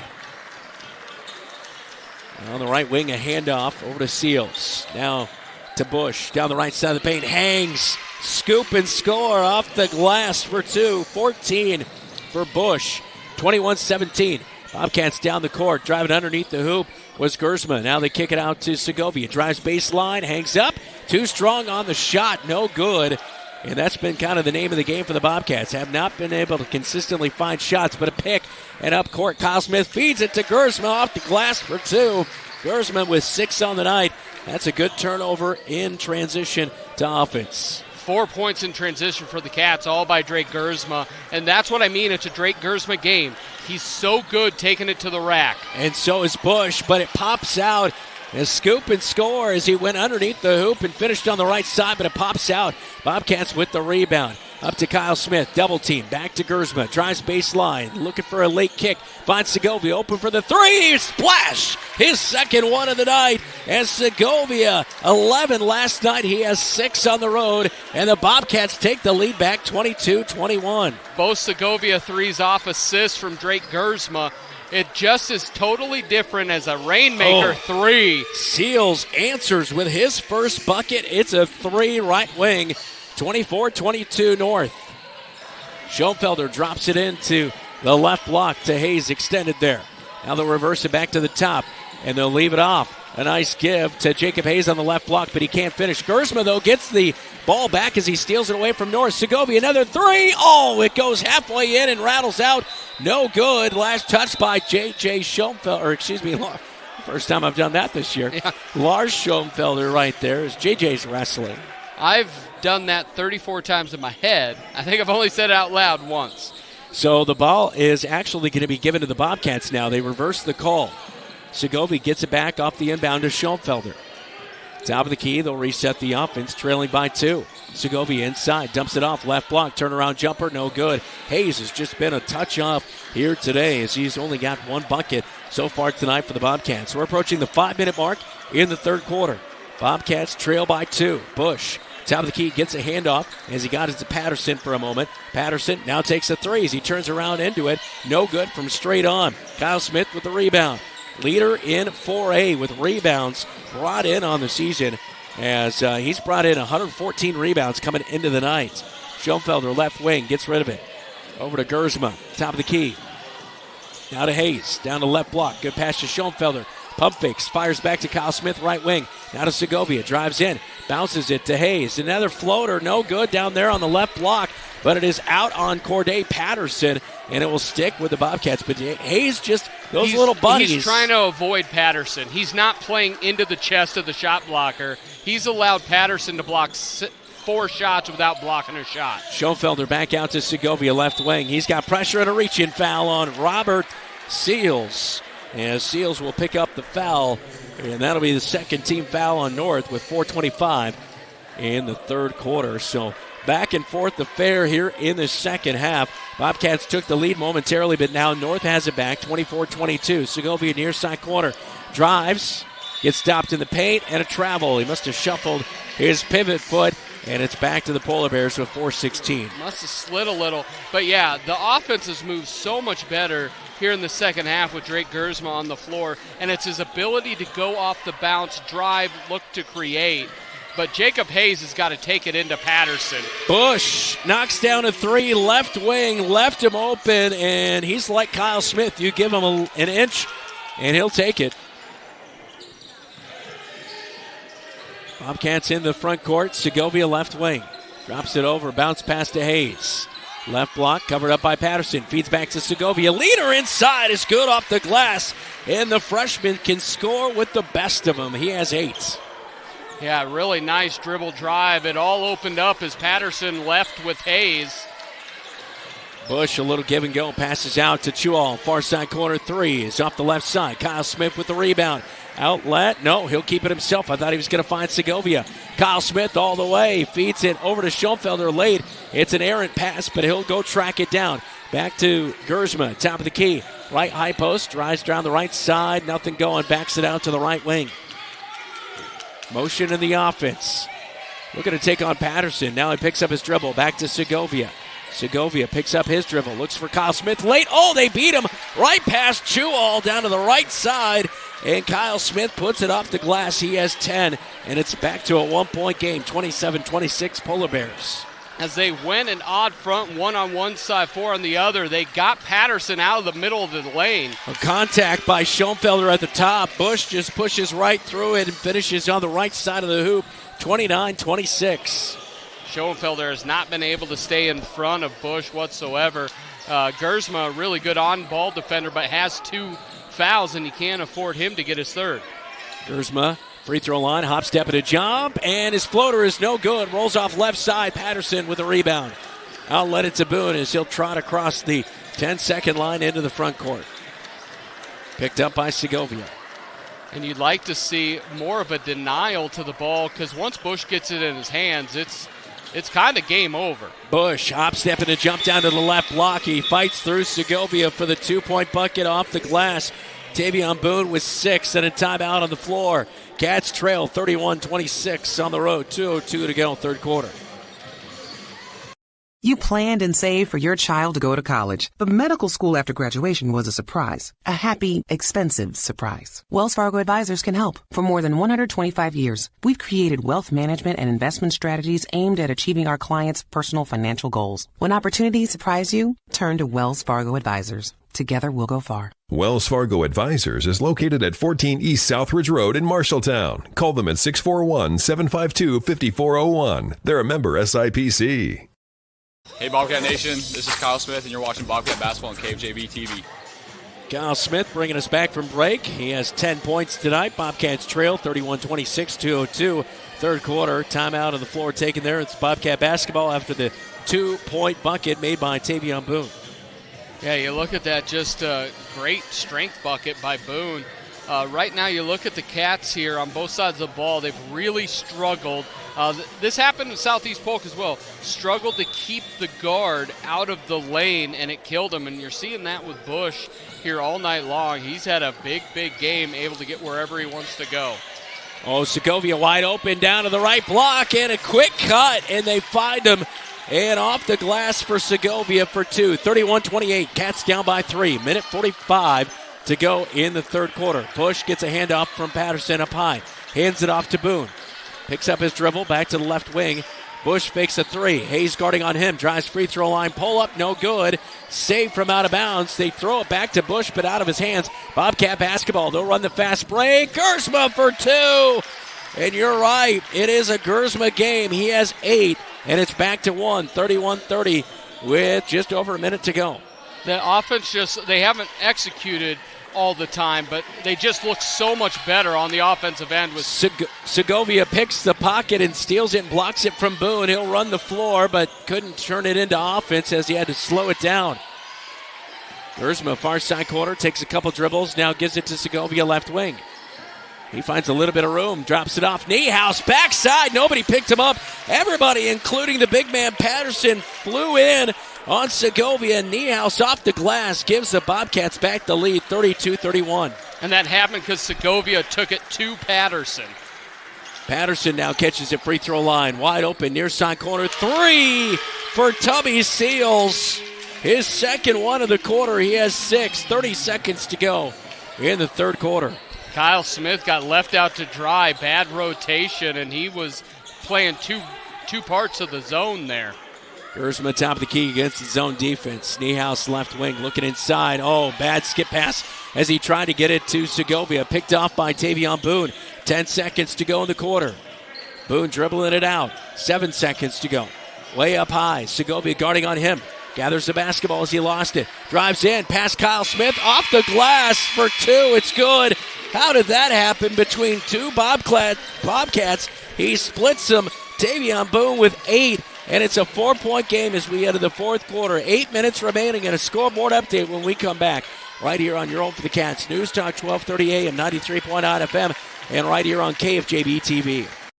We do more than just t-shirts and hoodies. Check with Adlet Engraving and Screen Print for awards, lasered items, embroidery, and of course, imprinted apparel. 307 Riverside, right here in Marshalltown. Easy parking, delivery is available.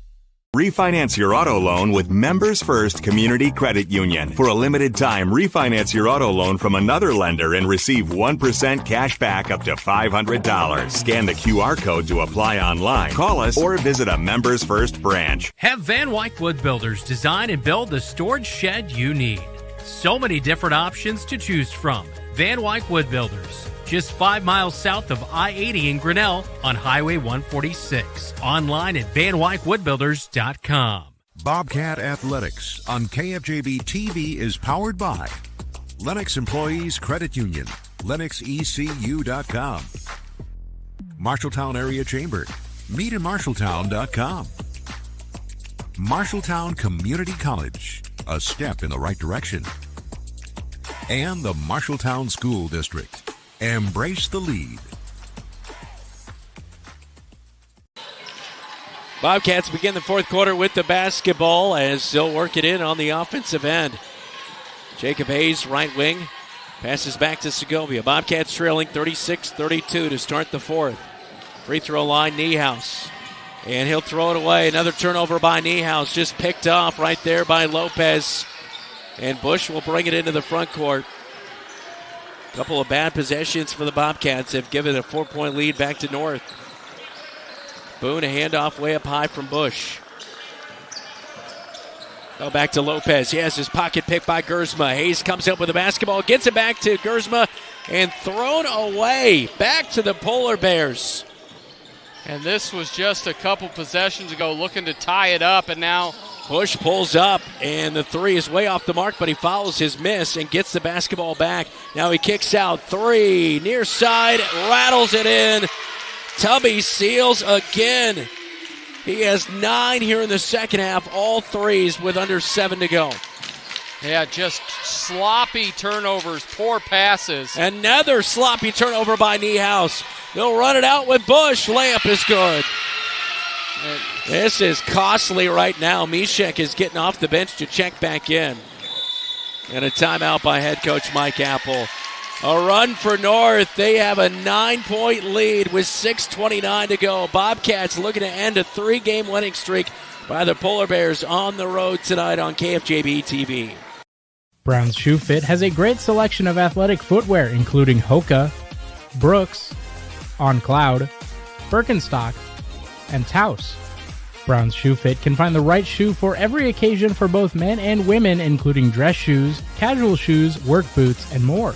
They carry multiple sizes and widths to ensure the best fit for you. Their expert-friendly staff will take the time to give you the service you deserve. Brown's Shoe Fit, downtown Marshalltown, with you every step of the way.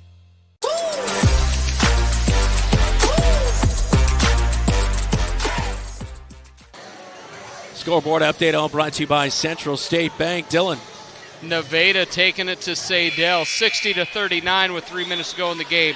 Grundy, East Marshall caught in a tight one, 36-35, 2:45 to go in the third.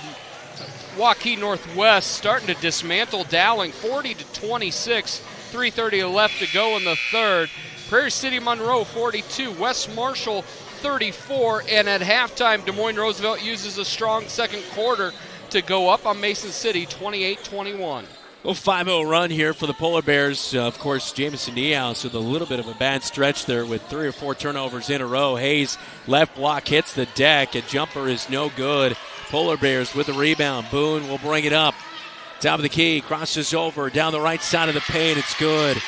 Uh-oh. This is not good territory. Down by 11 with 6 to go. Nobody's defending off the bounce, and it's getting taken to the rack. We saw very heated up Mike Apple, and finally tempering things down a little bit. Jacob Hayes knocks down a right high post jumper for 2, 43-34. Cats trailing on the road. Boone gets it, kicks it. Far side corner, Lopez 3, well off the mark. Kyle Smith with the rebound. He was going to try to fast break it, but ended up slowing it down. And so get it to Gersma in the front court. Now Kyle Smith drops it into Hayes. Hayes, nothing doing. Back out to Kyle Smith, left wing. Out of Gersma, near side corner. He'll drive into the paint. Floater, can't finish. And a rebound. Not going to snag that one away from Patterson. Yeah, Drake got bumped definitely in the air. Took off the shot, but Bush way out high, guarded by Gersma. Free throw line. Thought about shooting it, but passes it late to Lopez, and he didn't have his hands up right away, and that will be off his fingertips, out of bounds. Back to the Bobcats with 5:02 to go, fourth quarter. This clock is running fast here tonight as you're down 43-34. And we've seen a switch on the defensive end as Drake Gersma guarded Bush on that last possession, and he shut his water off. Hard to stop D'Angelo Bush night in and night out as he averages over 21. Segovia, left wing 3. The freshman with his third of the night. A huge bucket as that gets the Bobcats back within 6, 43-37.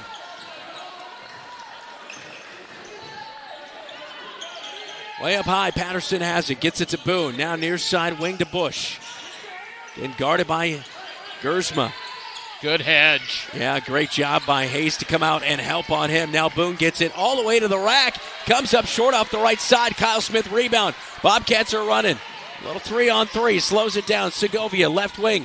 Inside to Gersma. Now a trailing Hayes. 3. Can't get it to go. But Gersma skies up over 3 Polar Bears. Rebound. Put back. Good. How about Gersma? 6 points here in the second half. He has 10 on the night. And the Bobcats are back within 4 with under 4. Just absolutely. It's that type of athleticism that we needed so much. Bush, quick trigger 3. You got to stop it. Gersma was late. And Bush knocks down another big 3, his 4th from long distance. Second best three-point shooter in the state. First in three-point shooting. Not able to make it. Kyle Smith, right wing 3, goes out of bounds. Back to the Polar Bears. He had it. He had it right there, but the kickstand went a little wide, and it was kind of a line drive to the front. Cats have got to get a stop. And they trail by 7 with 3:32 to go in North. We're back after this on KFJB-TV. When you're craving something quick, tasty, and satisfying, think your Marshalltown Dairy Queens. From hot made-to-order favorites like burgers, chicken strips, and fries to the Dairy Queen classics you love, blizzards, cones, sundaes, and shakes. Be sure to check out the monthly featured treats and limited-time favorites, always giving you something new to try. Whether it's lunch, dinner, or a sweet treat, just because. Your Marshalltown Dairy Queens has you covered. 2 convenient locations, South Center Street and North 3rd Avenue in Marshalltown, where happy tastes good every day. I'm Jamison Niehaus. This is your home for the Cats, KFJB-TV. Crunch time for the Cats. 46-39 up on the Marshalltown Hy-Vee scoreboard, trailing by 7. And Bobcats tried for a 3. Kyle Smith couldn't get it to go as head coach Mike Apple wanted the timeout. Bobcats just one more timeout remaining in this one. Haven't found much of an answer for D'Angelo Bush here tonight for North. Davion Boone has been a bright spot. He has 10 for North as well. Drake Gersma is trying to keep the Bobcats in this game single-handedly, as well as Damian Segovia, the freshman, has made a few big buckets. Yeah, and looking at this rotation out there for North, no Patterson out there right now. So you're going to have opportunities for things at the rim, but it all comes down is Drake Gersma and that Bush. That is the matchup right now. He has got to guard him and lock him up and force somebody else on North to beat you. Segovia on Boone. Boone has it stripped away by Kyle Smith. It's a 2-on-1. Smith all the way. Late feed. He tried to get it away, and a foul on D'Angelo Bush as he was trying to find his trailer in Gersma. But Bush will commit the foul, his 3rd of the night. Clock stops at 3:15. Oh, they're giving him shots. They're giving him a shot on that? Wow. He was passing the whole way. Yeah, he was definitely not a shot right there, but they're going to rule Kyle Smith with 2 free throws. So big moment right there as the clock stopped. Coach Say is he's miming the behind-the-back pass that Kyle was trying, and he's 100% right. Is he miming his off time? Or? Maybe so. You know, coaches at the high school level have to have other jobs as well. Summer accountants on the side. Kyle Smith, second free throw off the right side. No good. Big free throw miss right there. 6-point game. 3:11 to go. Boone, coast to coast. Kicks it out. Seals, near side corner. Covered up. Defense a little help right there. He'll hand it off to Boone.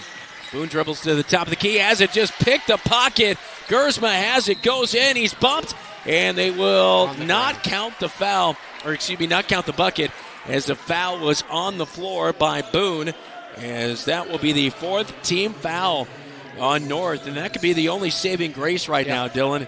You have the basketball. You're down by 6. And you know if North commits one more, you're shooting the rest of the way. Inbound to Mishek. Quick put up is no good. It's way too strong. But fouled is Mishek, and he's headed to the free throw line. And so the Cats, with 2:55 to go in the basketball game, they will be at the line for the rest of the game. Mishek will head to the free throw stripe so far this year, 70% at the stripe. Mixed bag at the stripe for the Bobcats. Just 1 of 4 so far tonight. And Mishek with his first bucket, he makes the first free throw. All 4 free throws by Kyle Smith tonight. Yeah. He's just 1 of 4. You don't see that too many nights. You need him to flip that script. His average would be 3 out of 4 there. Mishek takes his time with the second one, and it's good. Look at that, the sophomore. The kid is a scorer. Mishek had 21 earlier this year, back in December against Fort Dodge. 46-42. Cats down by 4 on the road. Near side corner, Tubby Seals has it. The big man, Patterson, has checked back in, and a timeout as he was getting tied up on the right wing with Kyle Smith and Jacob Hayes. And head coach Julian Say, in his 5th year, wants a timeout with his team leading by 4 with 2:40 to go, 4th quarter. Have Van Wyck Wood Builders design and build the storage shed you need.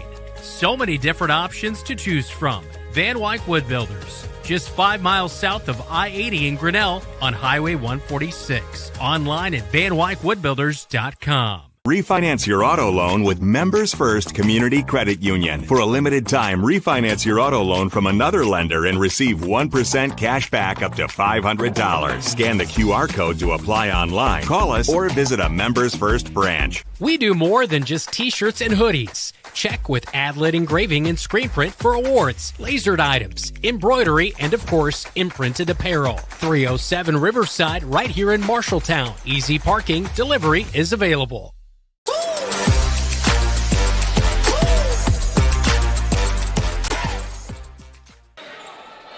Polar Bears with the basketball out of the timeout, taken by head coach Say. For the Polar Bears, Bush has it knocked away by Drake Gersma. Good defense on him as Bush got the inbound pass, and Gersma will knock it into the Polar Bear bench right there. Yeah, and that's what Drake brings. He can get you a bucket off the bounce. He can also D up the best player. Bush has it top of the key down the right side of the paint, and Gersma from behind will make contact as Gersma will send Bush to the floor. And he also sends Bush to the free throw line. He is 2 of 3 at the stripe tonight. And D'Angelo Bush with another superb performance, filling up the stat column with J.J. Say Jr., who averages 16.5 a game out of this contest. He was injured back in the opening quarter. 2:27 on the clock in the 4th quarter, and the first free throw is good for D'Angelo Bush.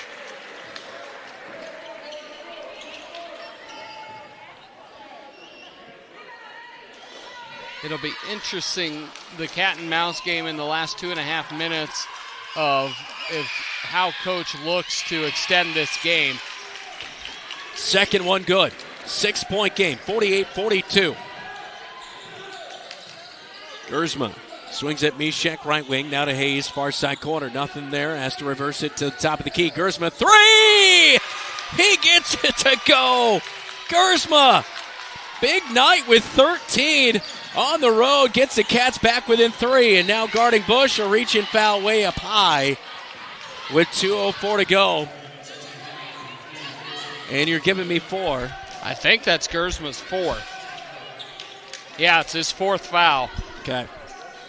I was 1 behind. I had 3, but that'll be his 4th of the night. So Gersma with the tough assignment. They switch. Now Mishek guarding on Bush and leaves him open.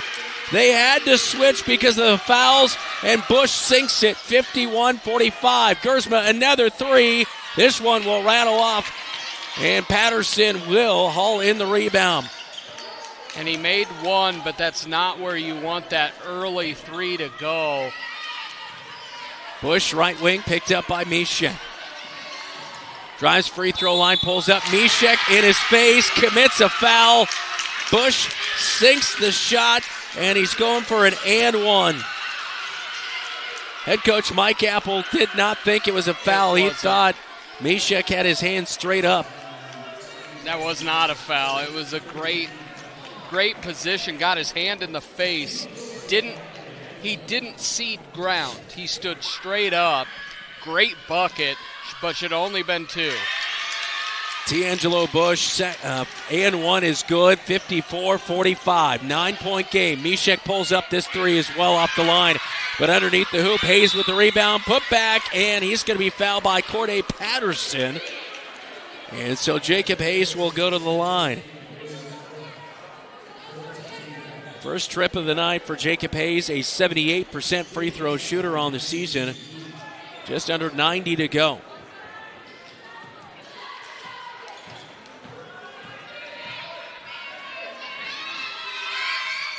And it's good. It's just amazing when you look at D'Angelo Bush. Get that fourth foul, all of a sudden he gets 6 more points. Just because the physicality that Drake can offer, Gavin's not there yet. And we just don't have that other on-ball defender. Second free throw, no good by Hayes. 54-46, 8-point game. Boone over the midcourt stripe, near side, 3, and it's off the right side, no good. Gersma skies for the rebound, brings it in, spins out of 3 defenders, up court, 3, quick trigger, and it's off the left side, follows his shot, gets it to Kyle Smith, 3 is flat, no good, poked out of there by Chual, and it will stay with the Bobcats with 1:05 to go in the game. And the last timeout of the night for the Bobcats will be taken here. Bobcats down 54-46. They'll have the ball when we come back on a Super Tuesday on KFJB-TV.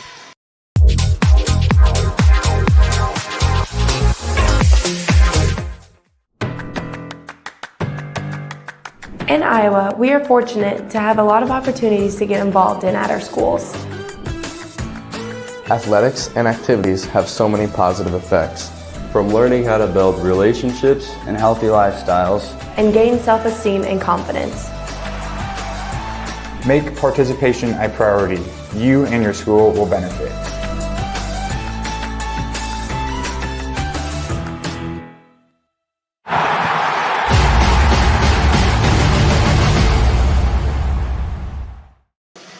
Bobcats need a bucket in the worst way, trailing 54-46 on the road at Des Moines North.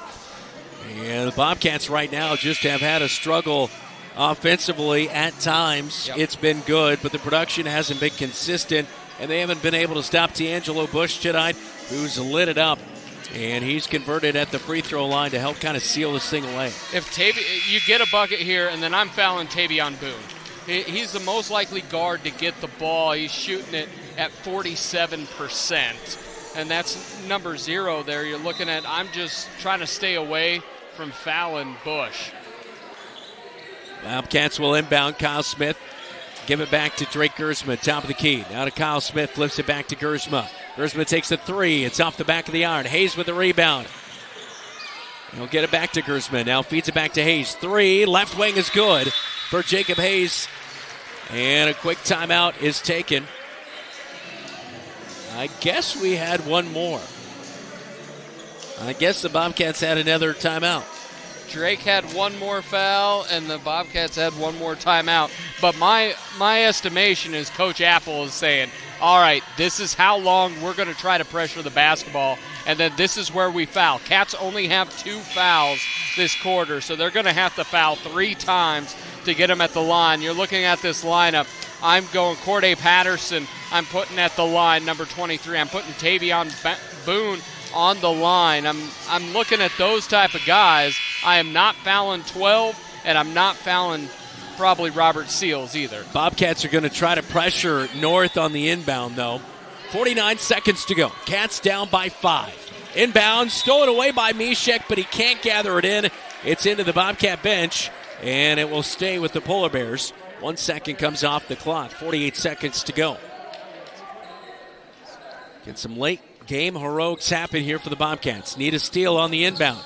They're looking around, and on the inbound, not able to make the play as Tubby Seals was looking to inbound the basketball. He couldn't find anybody. 5 seconds was getting close, so Julian Say calls a timeout. 54-49, Bobcats trail on the road on KFJB-TV.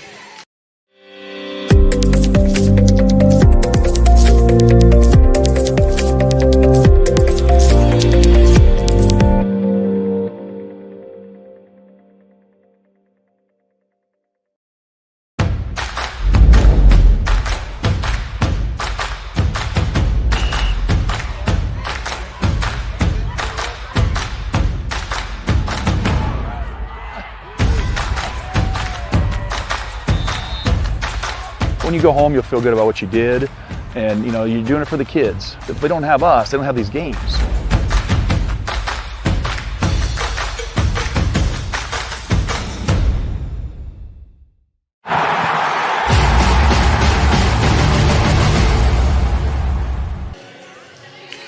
Back at North High School, Bobcats down by 5 as we are, like I mentioned, in crunch time here. North has the basketball. They were trying to inbound it, couldn't find anybody. Bobcats just need a turnover and a quick bucket. Doesn't matter how it comes, but they've still got a shot. Not out with still 48 seconds to go. But, again, like you mentioned, too, you got to be selective for what you can be on who you foul on the inbound play. And really on these first two, it doesn't matter as they get rim run here. And Bush finds Boone. He'll lay it up. 7-point game. Schoenfelder gets the inbound. Kyle Smith has it. Left wing. Feeds back. Jacob Hayes, right wing three is good. Bobcats got to be ready for the inbound, but they don't find Schuall wide open down the near end. Bobcats try to get the basketball, but I believe it's going to be out on Jacob Hayes with 26 seconds to go. 4-point game. Polar Bear basketball. That was almost a big moment. Schuall missed the bucket, but they could not bring the basketball in as Jacob Hayes did a good job to hustle back. And they've tasked Bush as the inbound man. He'll find Schuall. Got to foul him. Segovia will reach in. I didn't see the whistle at first, but finally the indication on the foul with 24 seconds to go. It is not the 5th team foul. Is that the 4th team foul here in the 4th? They're saying 3. They're saying it's the 3rd. It's been all over the place. Yeah, I don't know how trustworthy that is. 24 seconds to go. Bush will look to inbound. He's looking around, and at the top of the key, Patterson catches the inbound pass, and he'll be immediately fouled by Jacob Hayes as 1 second comes off the clock. And that'll be the 4th on the Bobcats. So one more, and North will be at the line. 23 seconds. Bush, the inbound man, and it's picked. Picked by Jacob Hayes. He'll go inside. Layup. Oh, that's goaltending. It's got to be, and it is. Goaltending, Jacob Hayes off the glass, and it's blocked by Patterson on the goaltending. So count the 2-point bucket, 56-54. Cats back within 2 with 18 seconds to go. Jacob Hayes read that foul. Jacob Hayes read that like a book. And it should be a foul as well, almost, as he was kind of bumped, but it will just be goaltending. And there should be 19 or 20 seconds left. There should be like... All right, Dylan. We know you're yelling at the officials. I'm not yelling at the officials. I'm yelling at the viewer. There's 19 seconds what we saw of where it was. So 2-point game. Bobcats are going to put North at the line here. Hey, Coach Mike Apple's kind of beckoning out who they want to have targeted on the foul here if you're able to do it. And they haven't given the bucket yet. So the score is wrong.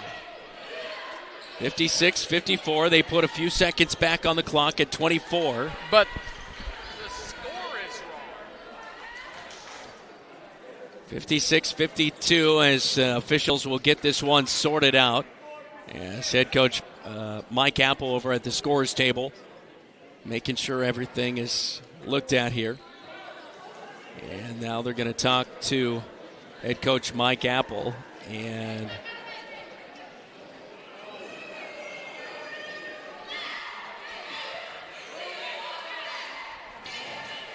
not sure. This is the time where you need the refs mic'd up. Yeah, because right now the scoreboard doesn't show a bucket. We show the bucket, so it should be 56-54. And now they're saying there isn't a...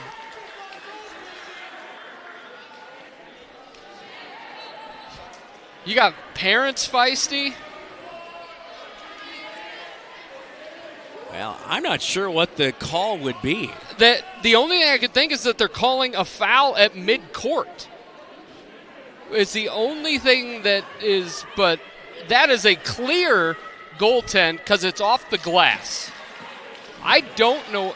That's not a foul anywhere. Here you see it. Up off the glass. That's should be 19 seconds and a bucket.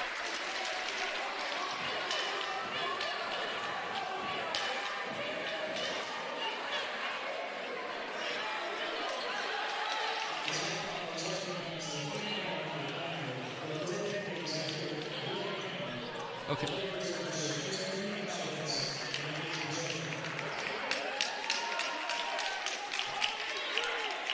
So there's a technical foul on who?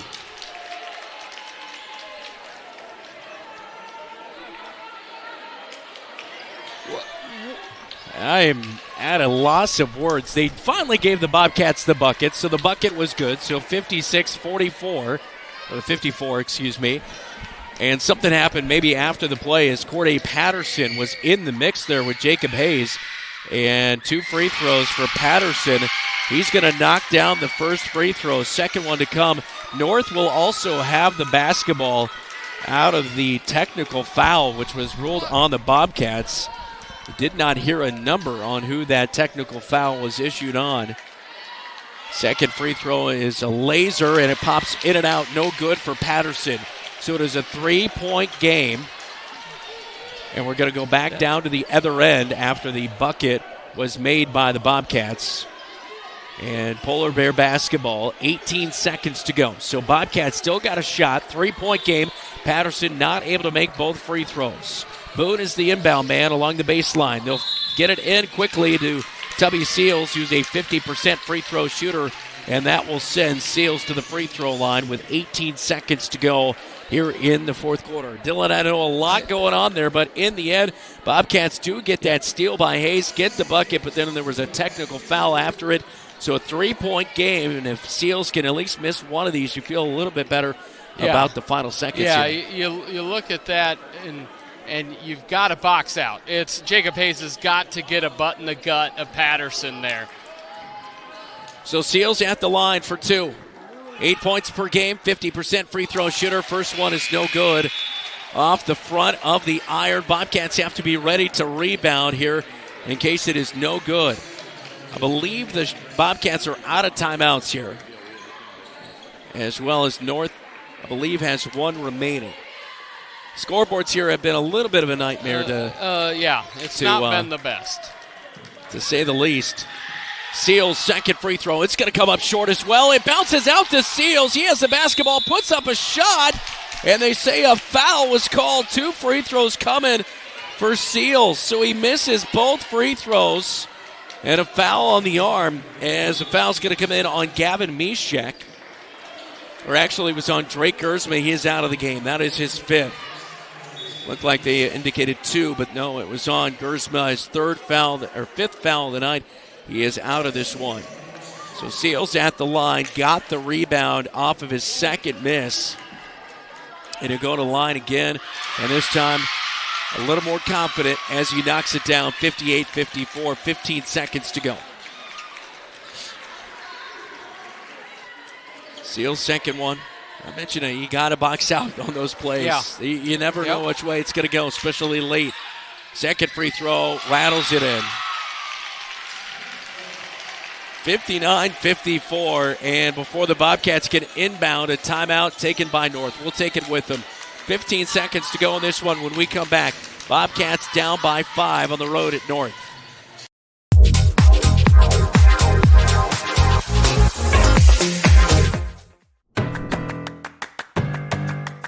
In Iowa, we are fortunate to have a lot of opportunities to get involved in at our schools.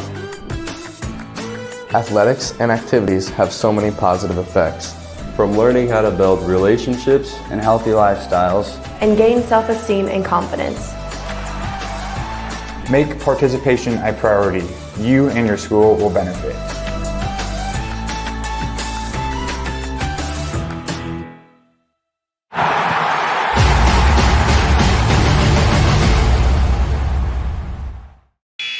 $15 seconds to go at North High School. Bobcats 8-3 on the season. Tough one here on the road at North. They're 3-6. And the Bobcats will have the basketball after Seals knocked down 2 free throws to extend it to a 5-point game. Big buckets by him. That's, after just going 0 for 2. Just going 0 for 2.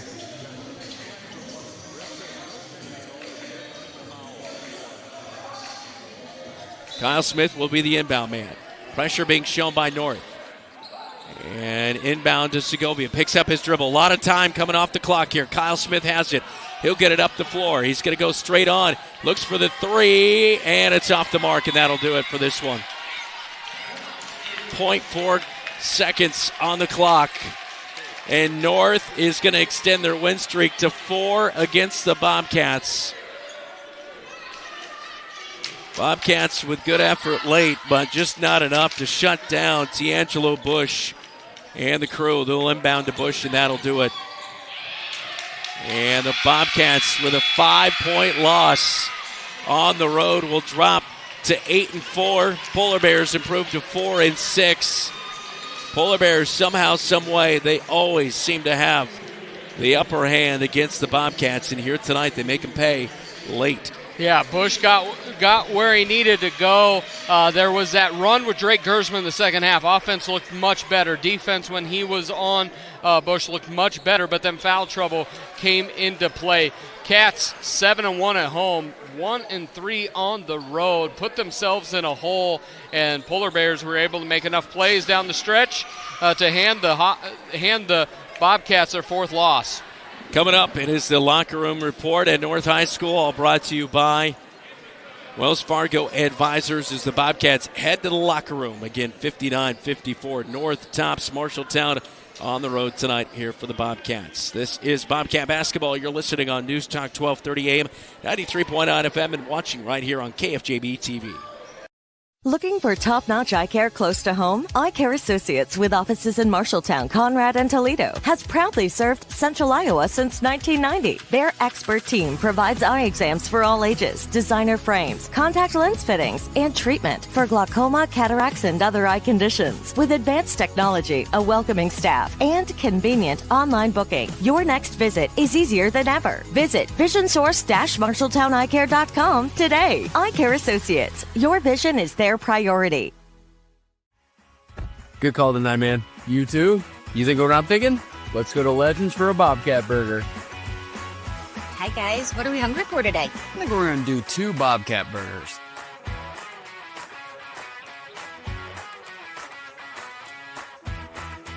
Whether it's pre-game or post-game. Or during the game, it's Legends American Grill in Marshalltown. Looking for a financial partner that puts you first? At Lennox Employees Credit Union, we're more than just a place to bank. We're part of your team. From low-interest loans and great savings rates to personalized service you can trust, we're here to help you reach your goals. Join the credit union that understands what matters most, because we're built by employees for employees. Stop by Lennox Employees Credit Union today at 1004 East Main in Marshalltown, or visit lennoxecu.com to get started. Lennox Employees Credit Union, where your success is our mission. Member NCUA.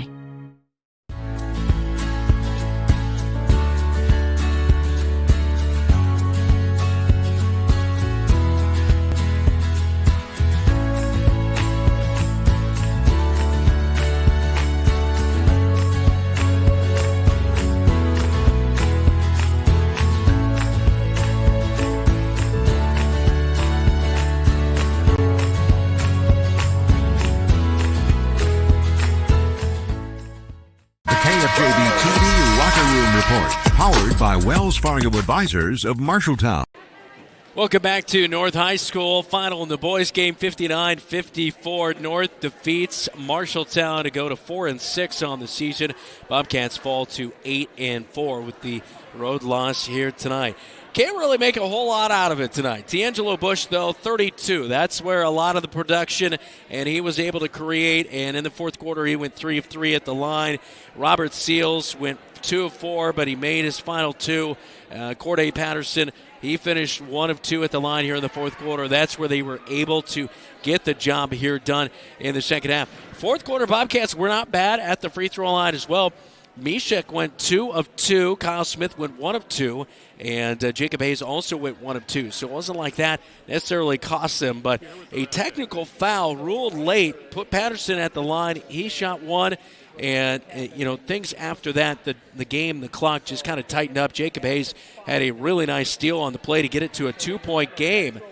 And then after the play, somewhere in there, we were not really sure exactly where it happened. We were getting set up for North to have the basketball. and then a technical was ruled. And so things got a little out of hand after that. Meanwhile, for the rest of the scores for the Polar Bears, Tavion Boone, a little bit of a bright spot as well for the senior, averaging 11.6 points per game. He comes up with 12 here tonight. He didn't do anything against the Bobcats a year ago in this matchup. Robert Seals, 11 here tonight as the freshman. Had a good second half. He had all 11 of his points in the second half. He made 3 threes, 32 for Bush and 4 for Corday Patterson for the Polar Bears. For the Bobcats tonight, big night for the freshman Damian Segovia. He finishes with 13. Jacob Hayes with 13. And Drake Gersma with 13. Kyle Smith, a poor second half as he finishes with 11 points. He had 8 of those 11 in the first half alone and went just 1 of 4 at the free throw line tonight. So 32 last night and a rough night tonight. Gavin Mishek with 2. Jamison Niehaus with 2 off the bench for the Bobcats. Again, 54 points for the Bobcats North, 59 as the Polar Bears knock off the Bobcats here on the road on a Super Tuesday. Bobcats will be back at home Friday night. Pack the Roundhouse. They welcome in Roosevelt. We continue with the locker room report when we come back. This is Bobcat Basketball. You're watching KFJB-TV. You look forward to retirement as your time to relax. But now that it's here, turns out relaxation is overrated and you'd rather get back to work with an idea of your own. Wells Fargo Advisors can help. For more than 125 years, we've created wealth management and investment strategies aimed at achieving our clients' personal financial goals. When retirement plans change course, turn to Wells Fargo Advisors. Together, we'll go far. Wells Fargo Advisors is located at 14 East Southridge Road in Marshalltown. Call them at 641-752-5401. They're a member SIPC. Ready for a 4-year degree, but not ready for the cost? Start smart at Marshalltown Community College. Get the first half of your 4-year education in just 2 years and save thousands. Our flexible programs allow you to seamlessly transfer to a university as a junior. You get a high-quality education with smaller class sizes and the faculty attention you deserve. It's a smart start to your bachelor's degree. Spring classes start January 20th. Enroll today. Visit MarshalltownCommunityCollege.com. From preschool to graduation day, Marshalltown Community School District prepares students for success in a global world. Embrace the lead with curriculum that prepares students for tomorrow's challenges, giving your child unmatched college and career advantages. Embrace the lead by developing talents beyond the classroom through extracurricular opportunities and by focusing on student well-being and whole child development. Create a global learning community right here in Marshalltown. Learn more at marshalltown.k12.ia. Bobcat Athletics on KFJB-TV is powered by McGregor's Furniture and Mattress. Quality furniture for every room in your home. Sandvik Enterprises of Marshalltown. Let them deliver for you. Scooters of Marshalltown. Amazing people, amazing drinks. Members First Community Credit Union. Financially empowering Central Iowa. And Sports Plus. SportsPlusTherapy.com. Welcome back to North High School. Time for a scoreboard update. All brought to you by Central State Bank. And finals tonight. Southeast Polk knocks off Valley 60-50 as Valley continues a troubling season for them after making it to state tournament last year. Waukee knocks off Johnston, a tight one, 59-57. East Marshall, after scoring 101 last night. Grundy Center, they had a last-second shot the other night and won, and they beat East Marshall tonight, 65-58. Waukee Northwest tops Dowling 72-52. AGWSR over South Hardin 44-40. Des Moines East knocks off Fort Dodge 41-25. And last update we had, Des Moines Roosevelt was finally starting to pull away from Mason City 52-38. Last score we had there. Also PCM knocks off West Marshall 53-34. And Nevada tops Sadell 65-49. The finals there. Again, a scoreboard update all brought to you by Central State Bank. Our athlete of the week all brought to you by Opa Grill of Marshalltown, as well as Adlin Engraving and Screen Print. We'll announce that tomorrow morning as each athlete of the week will receive a $25 gift certificate to Opa Grill in Marshalltown and a custom athlete of the week t-shirt and tumbler from Adlin Engraving and Screen Print Company in Marshalltown. Now time to head down to the court with Dylan Doze, who is standing by with head coach Mike Apple. Michael Apple. Cats lose tonight in a close one, kind of a crazy finish. But we talked last night. Is a lot of good things, but there were some sloppy turnovers. You look here, there were multiple opportunities, specifically in that second quarter. You get a 1-point lead, they'd come back. You get a chance to maybe extend it or get the lead back, and it'd be a turnover. Ball security, how big of an issue was that tonight?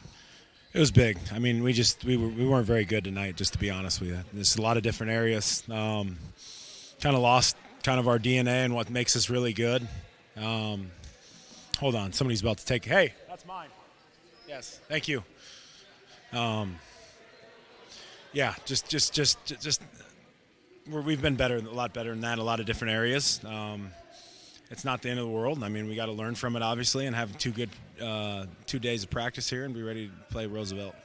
And you look at that tonight, and I said it from the outset, just with the way the Bush was going and really the way the offense was going in that zone, it needed to be kind of a Drake Gersma type of night because of just what he can do and breaking down offenses. He got into some foul trouble there, and the offense really gummed up. When you're on the road and you're facing a zone, what are you really trying to pump up to get some of that movement with the basketball?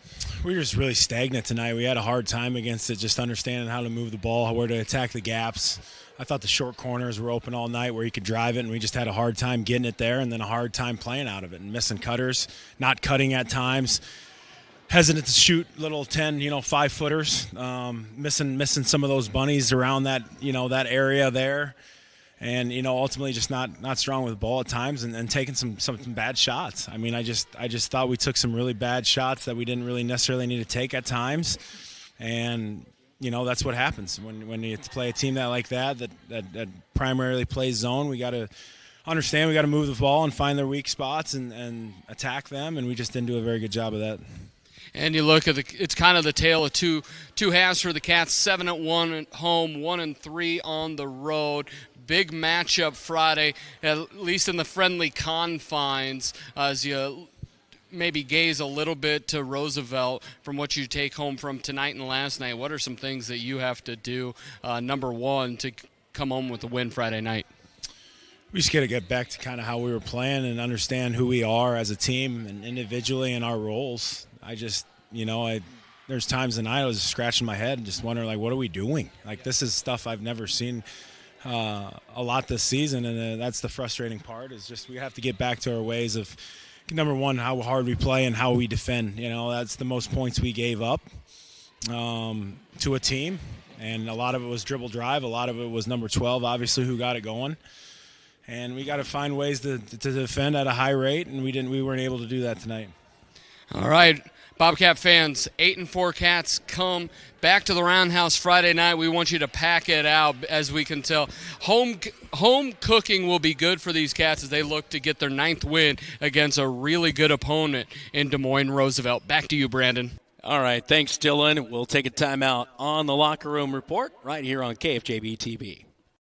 At Opa Grill in Marshalltown, every meal is a reason to celebrate. Opa means celebrate, and that's exactly what you'll do with every bite. From Greek gyros and lasagna to Italian pastas, juicy burgers, hand-breaded tenderloins, and vegetarian options, there's something for everyone. Enjoy homemade soups, fresh salads, and tremendous desserts you won't forget. Opa Grill, where flavors come together and celebrations begin. Open 11 to 8 Monday through Friday and 11 to 3 Saturday. Opa Grill, come celebrate great food. You're an empty nester closing in on that retirement property. Chances are your plans didn't include mom moving in, but life happens and you do the right thing. Wells Fargo Advisors can help. For more than 125 years, we've created wealth management and investment strategies aimed at achieving our clients' personal financial goals. When retirement means caring for yourself and a loved one, turn to Wells Fargo Advisors. Together we'll go far. Wells Fargo Advisors is located at 14 East Southridge Road in Marshalltown. Call them at 641-752-5401. They're a member SIPC.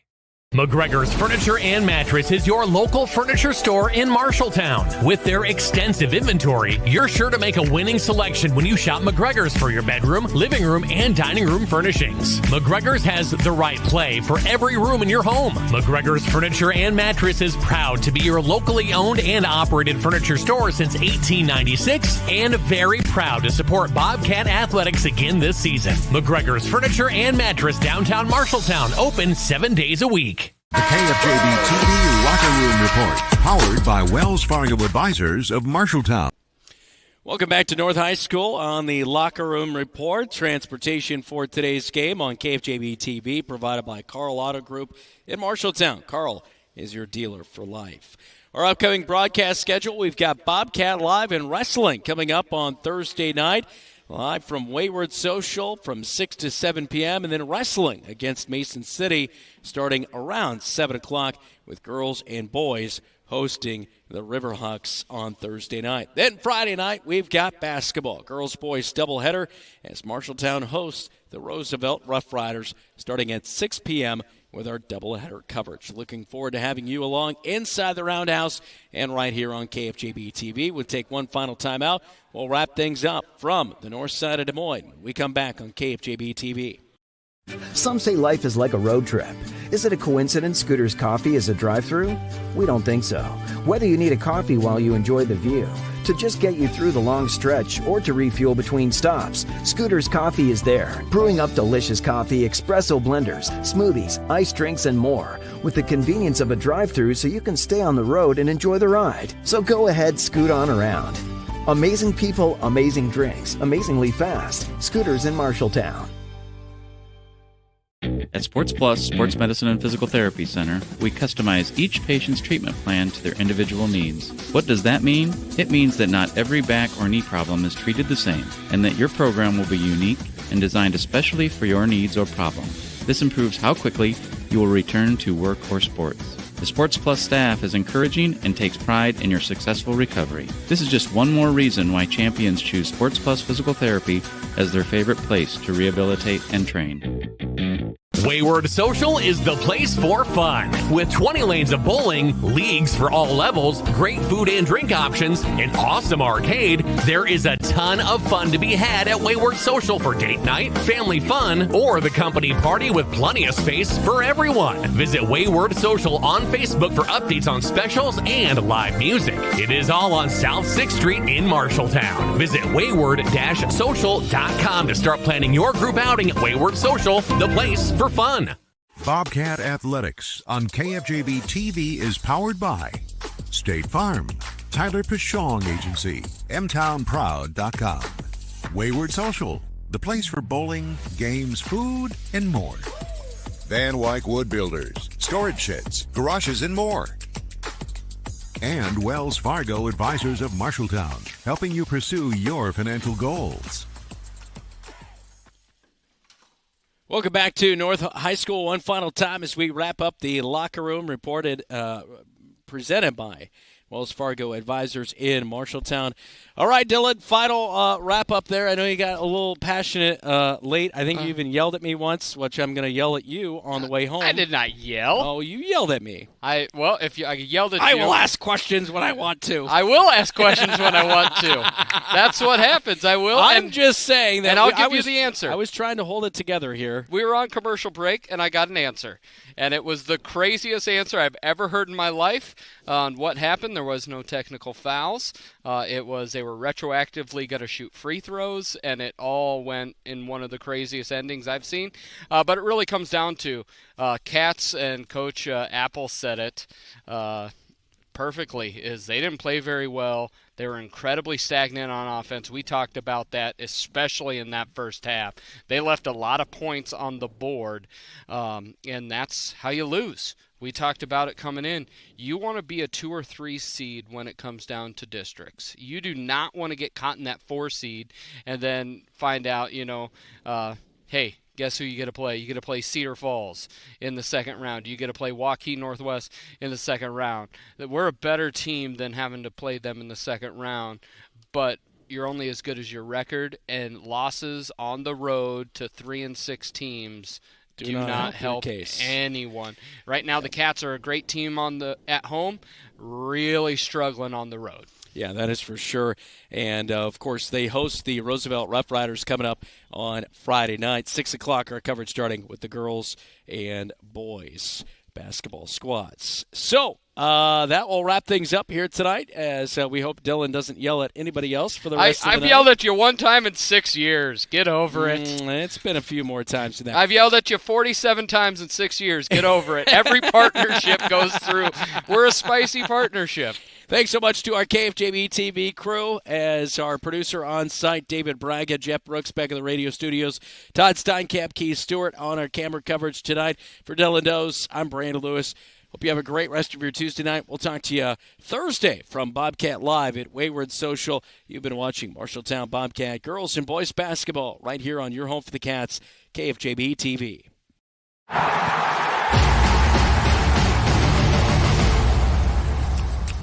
Today's game on KFJB-TV is sponsored by First Rate Real Estate, Adland Engraving and Screen Print Company, Assured Partners, Brown's Shoe Fit, Central State Bank, your Marshalltown Dairy Queens, Eye Care Associates, Hy-Vee Marshalltown, Legends American Grill, Lennox Employees Credit Union, Marshalltown Area Chamber, Marshalltown Community College, Marshalltown School District, McGregor's Furniture and Mattress, Sandvik Enterprises, Scooters, Marshalltown, Sports Plus, State Farm, Tyler Pashong Agency, Wayward Social, Wells Fargo Advisors, Members First Community Credit Union, Van Wyck Wood Builders,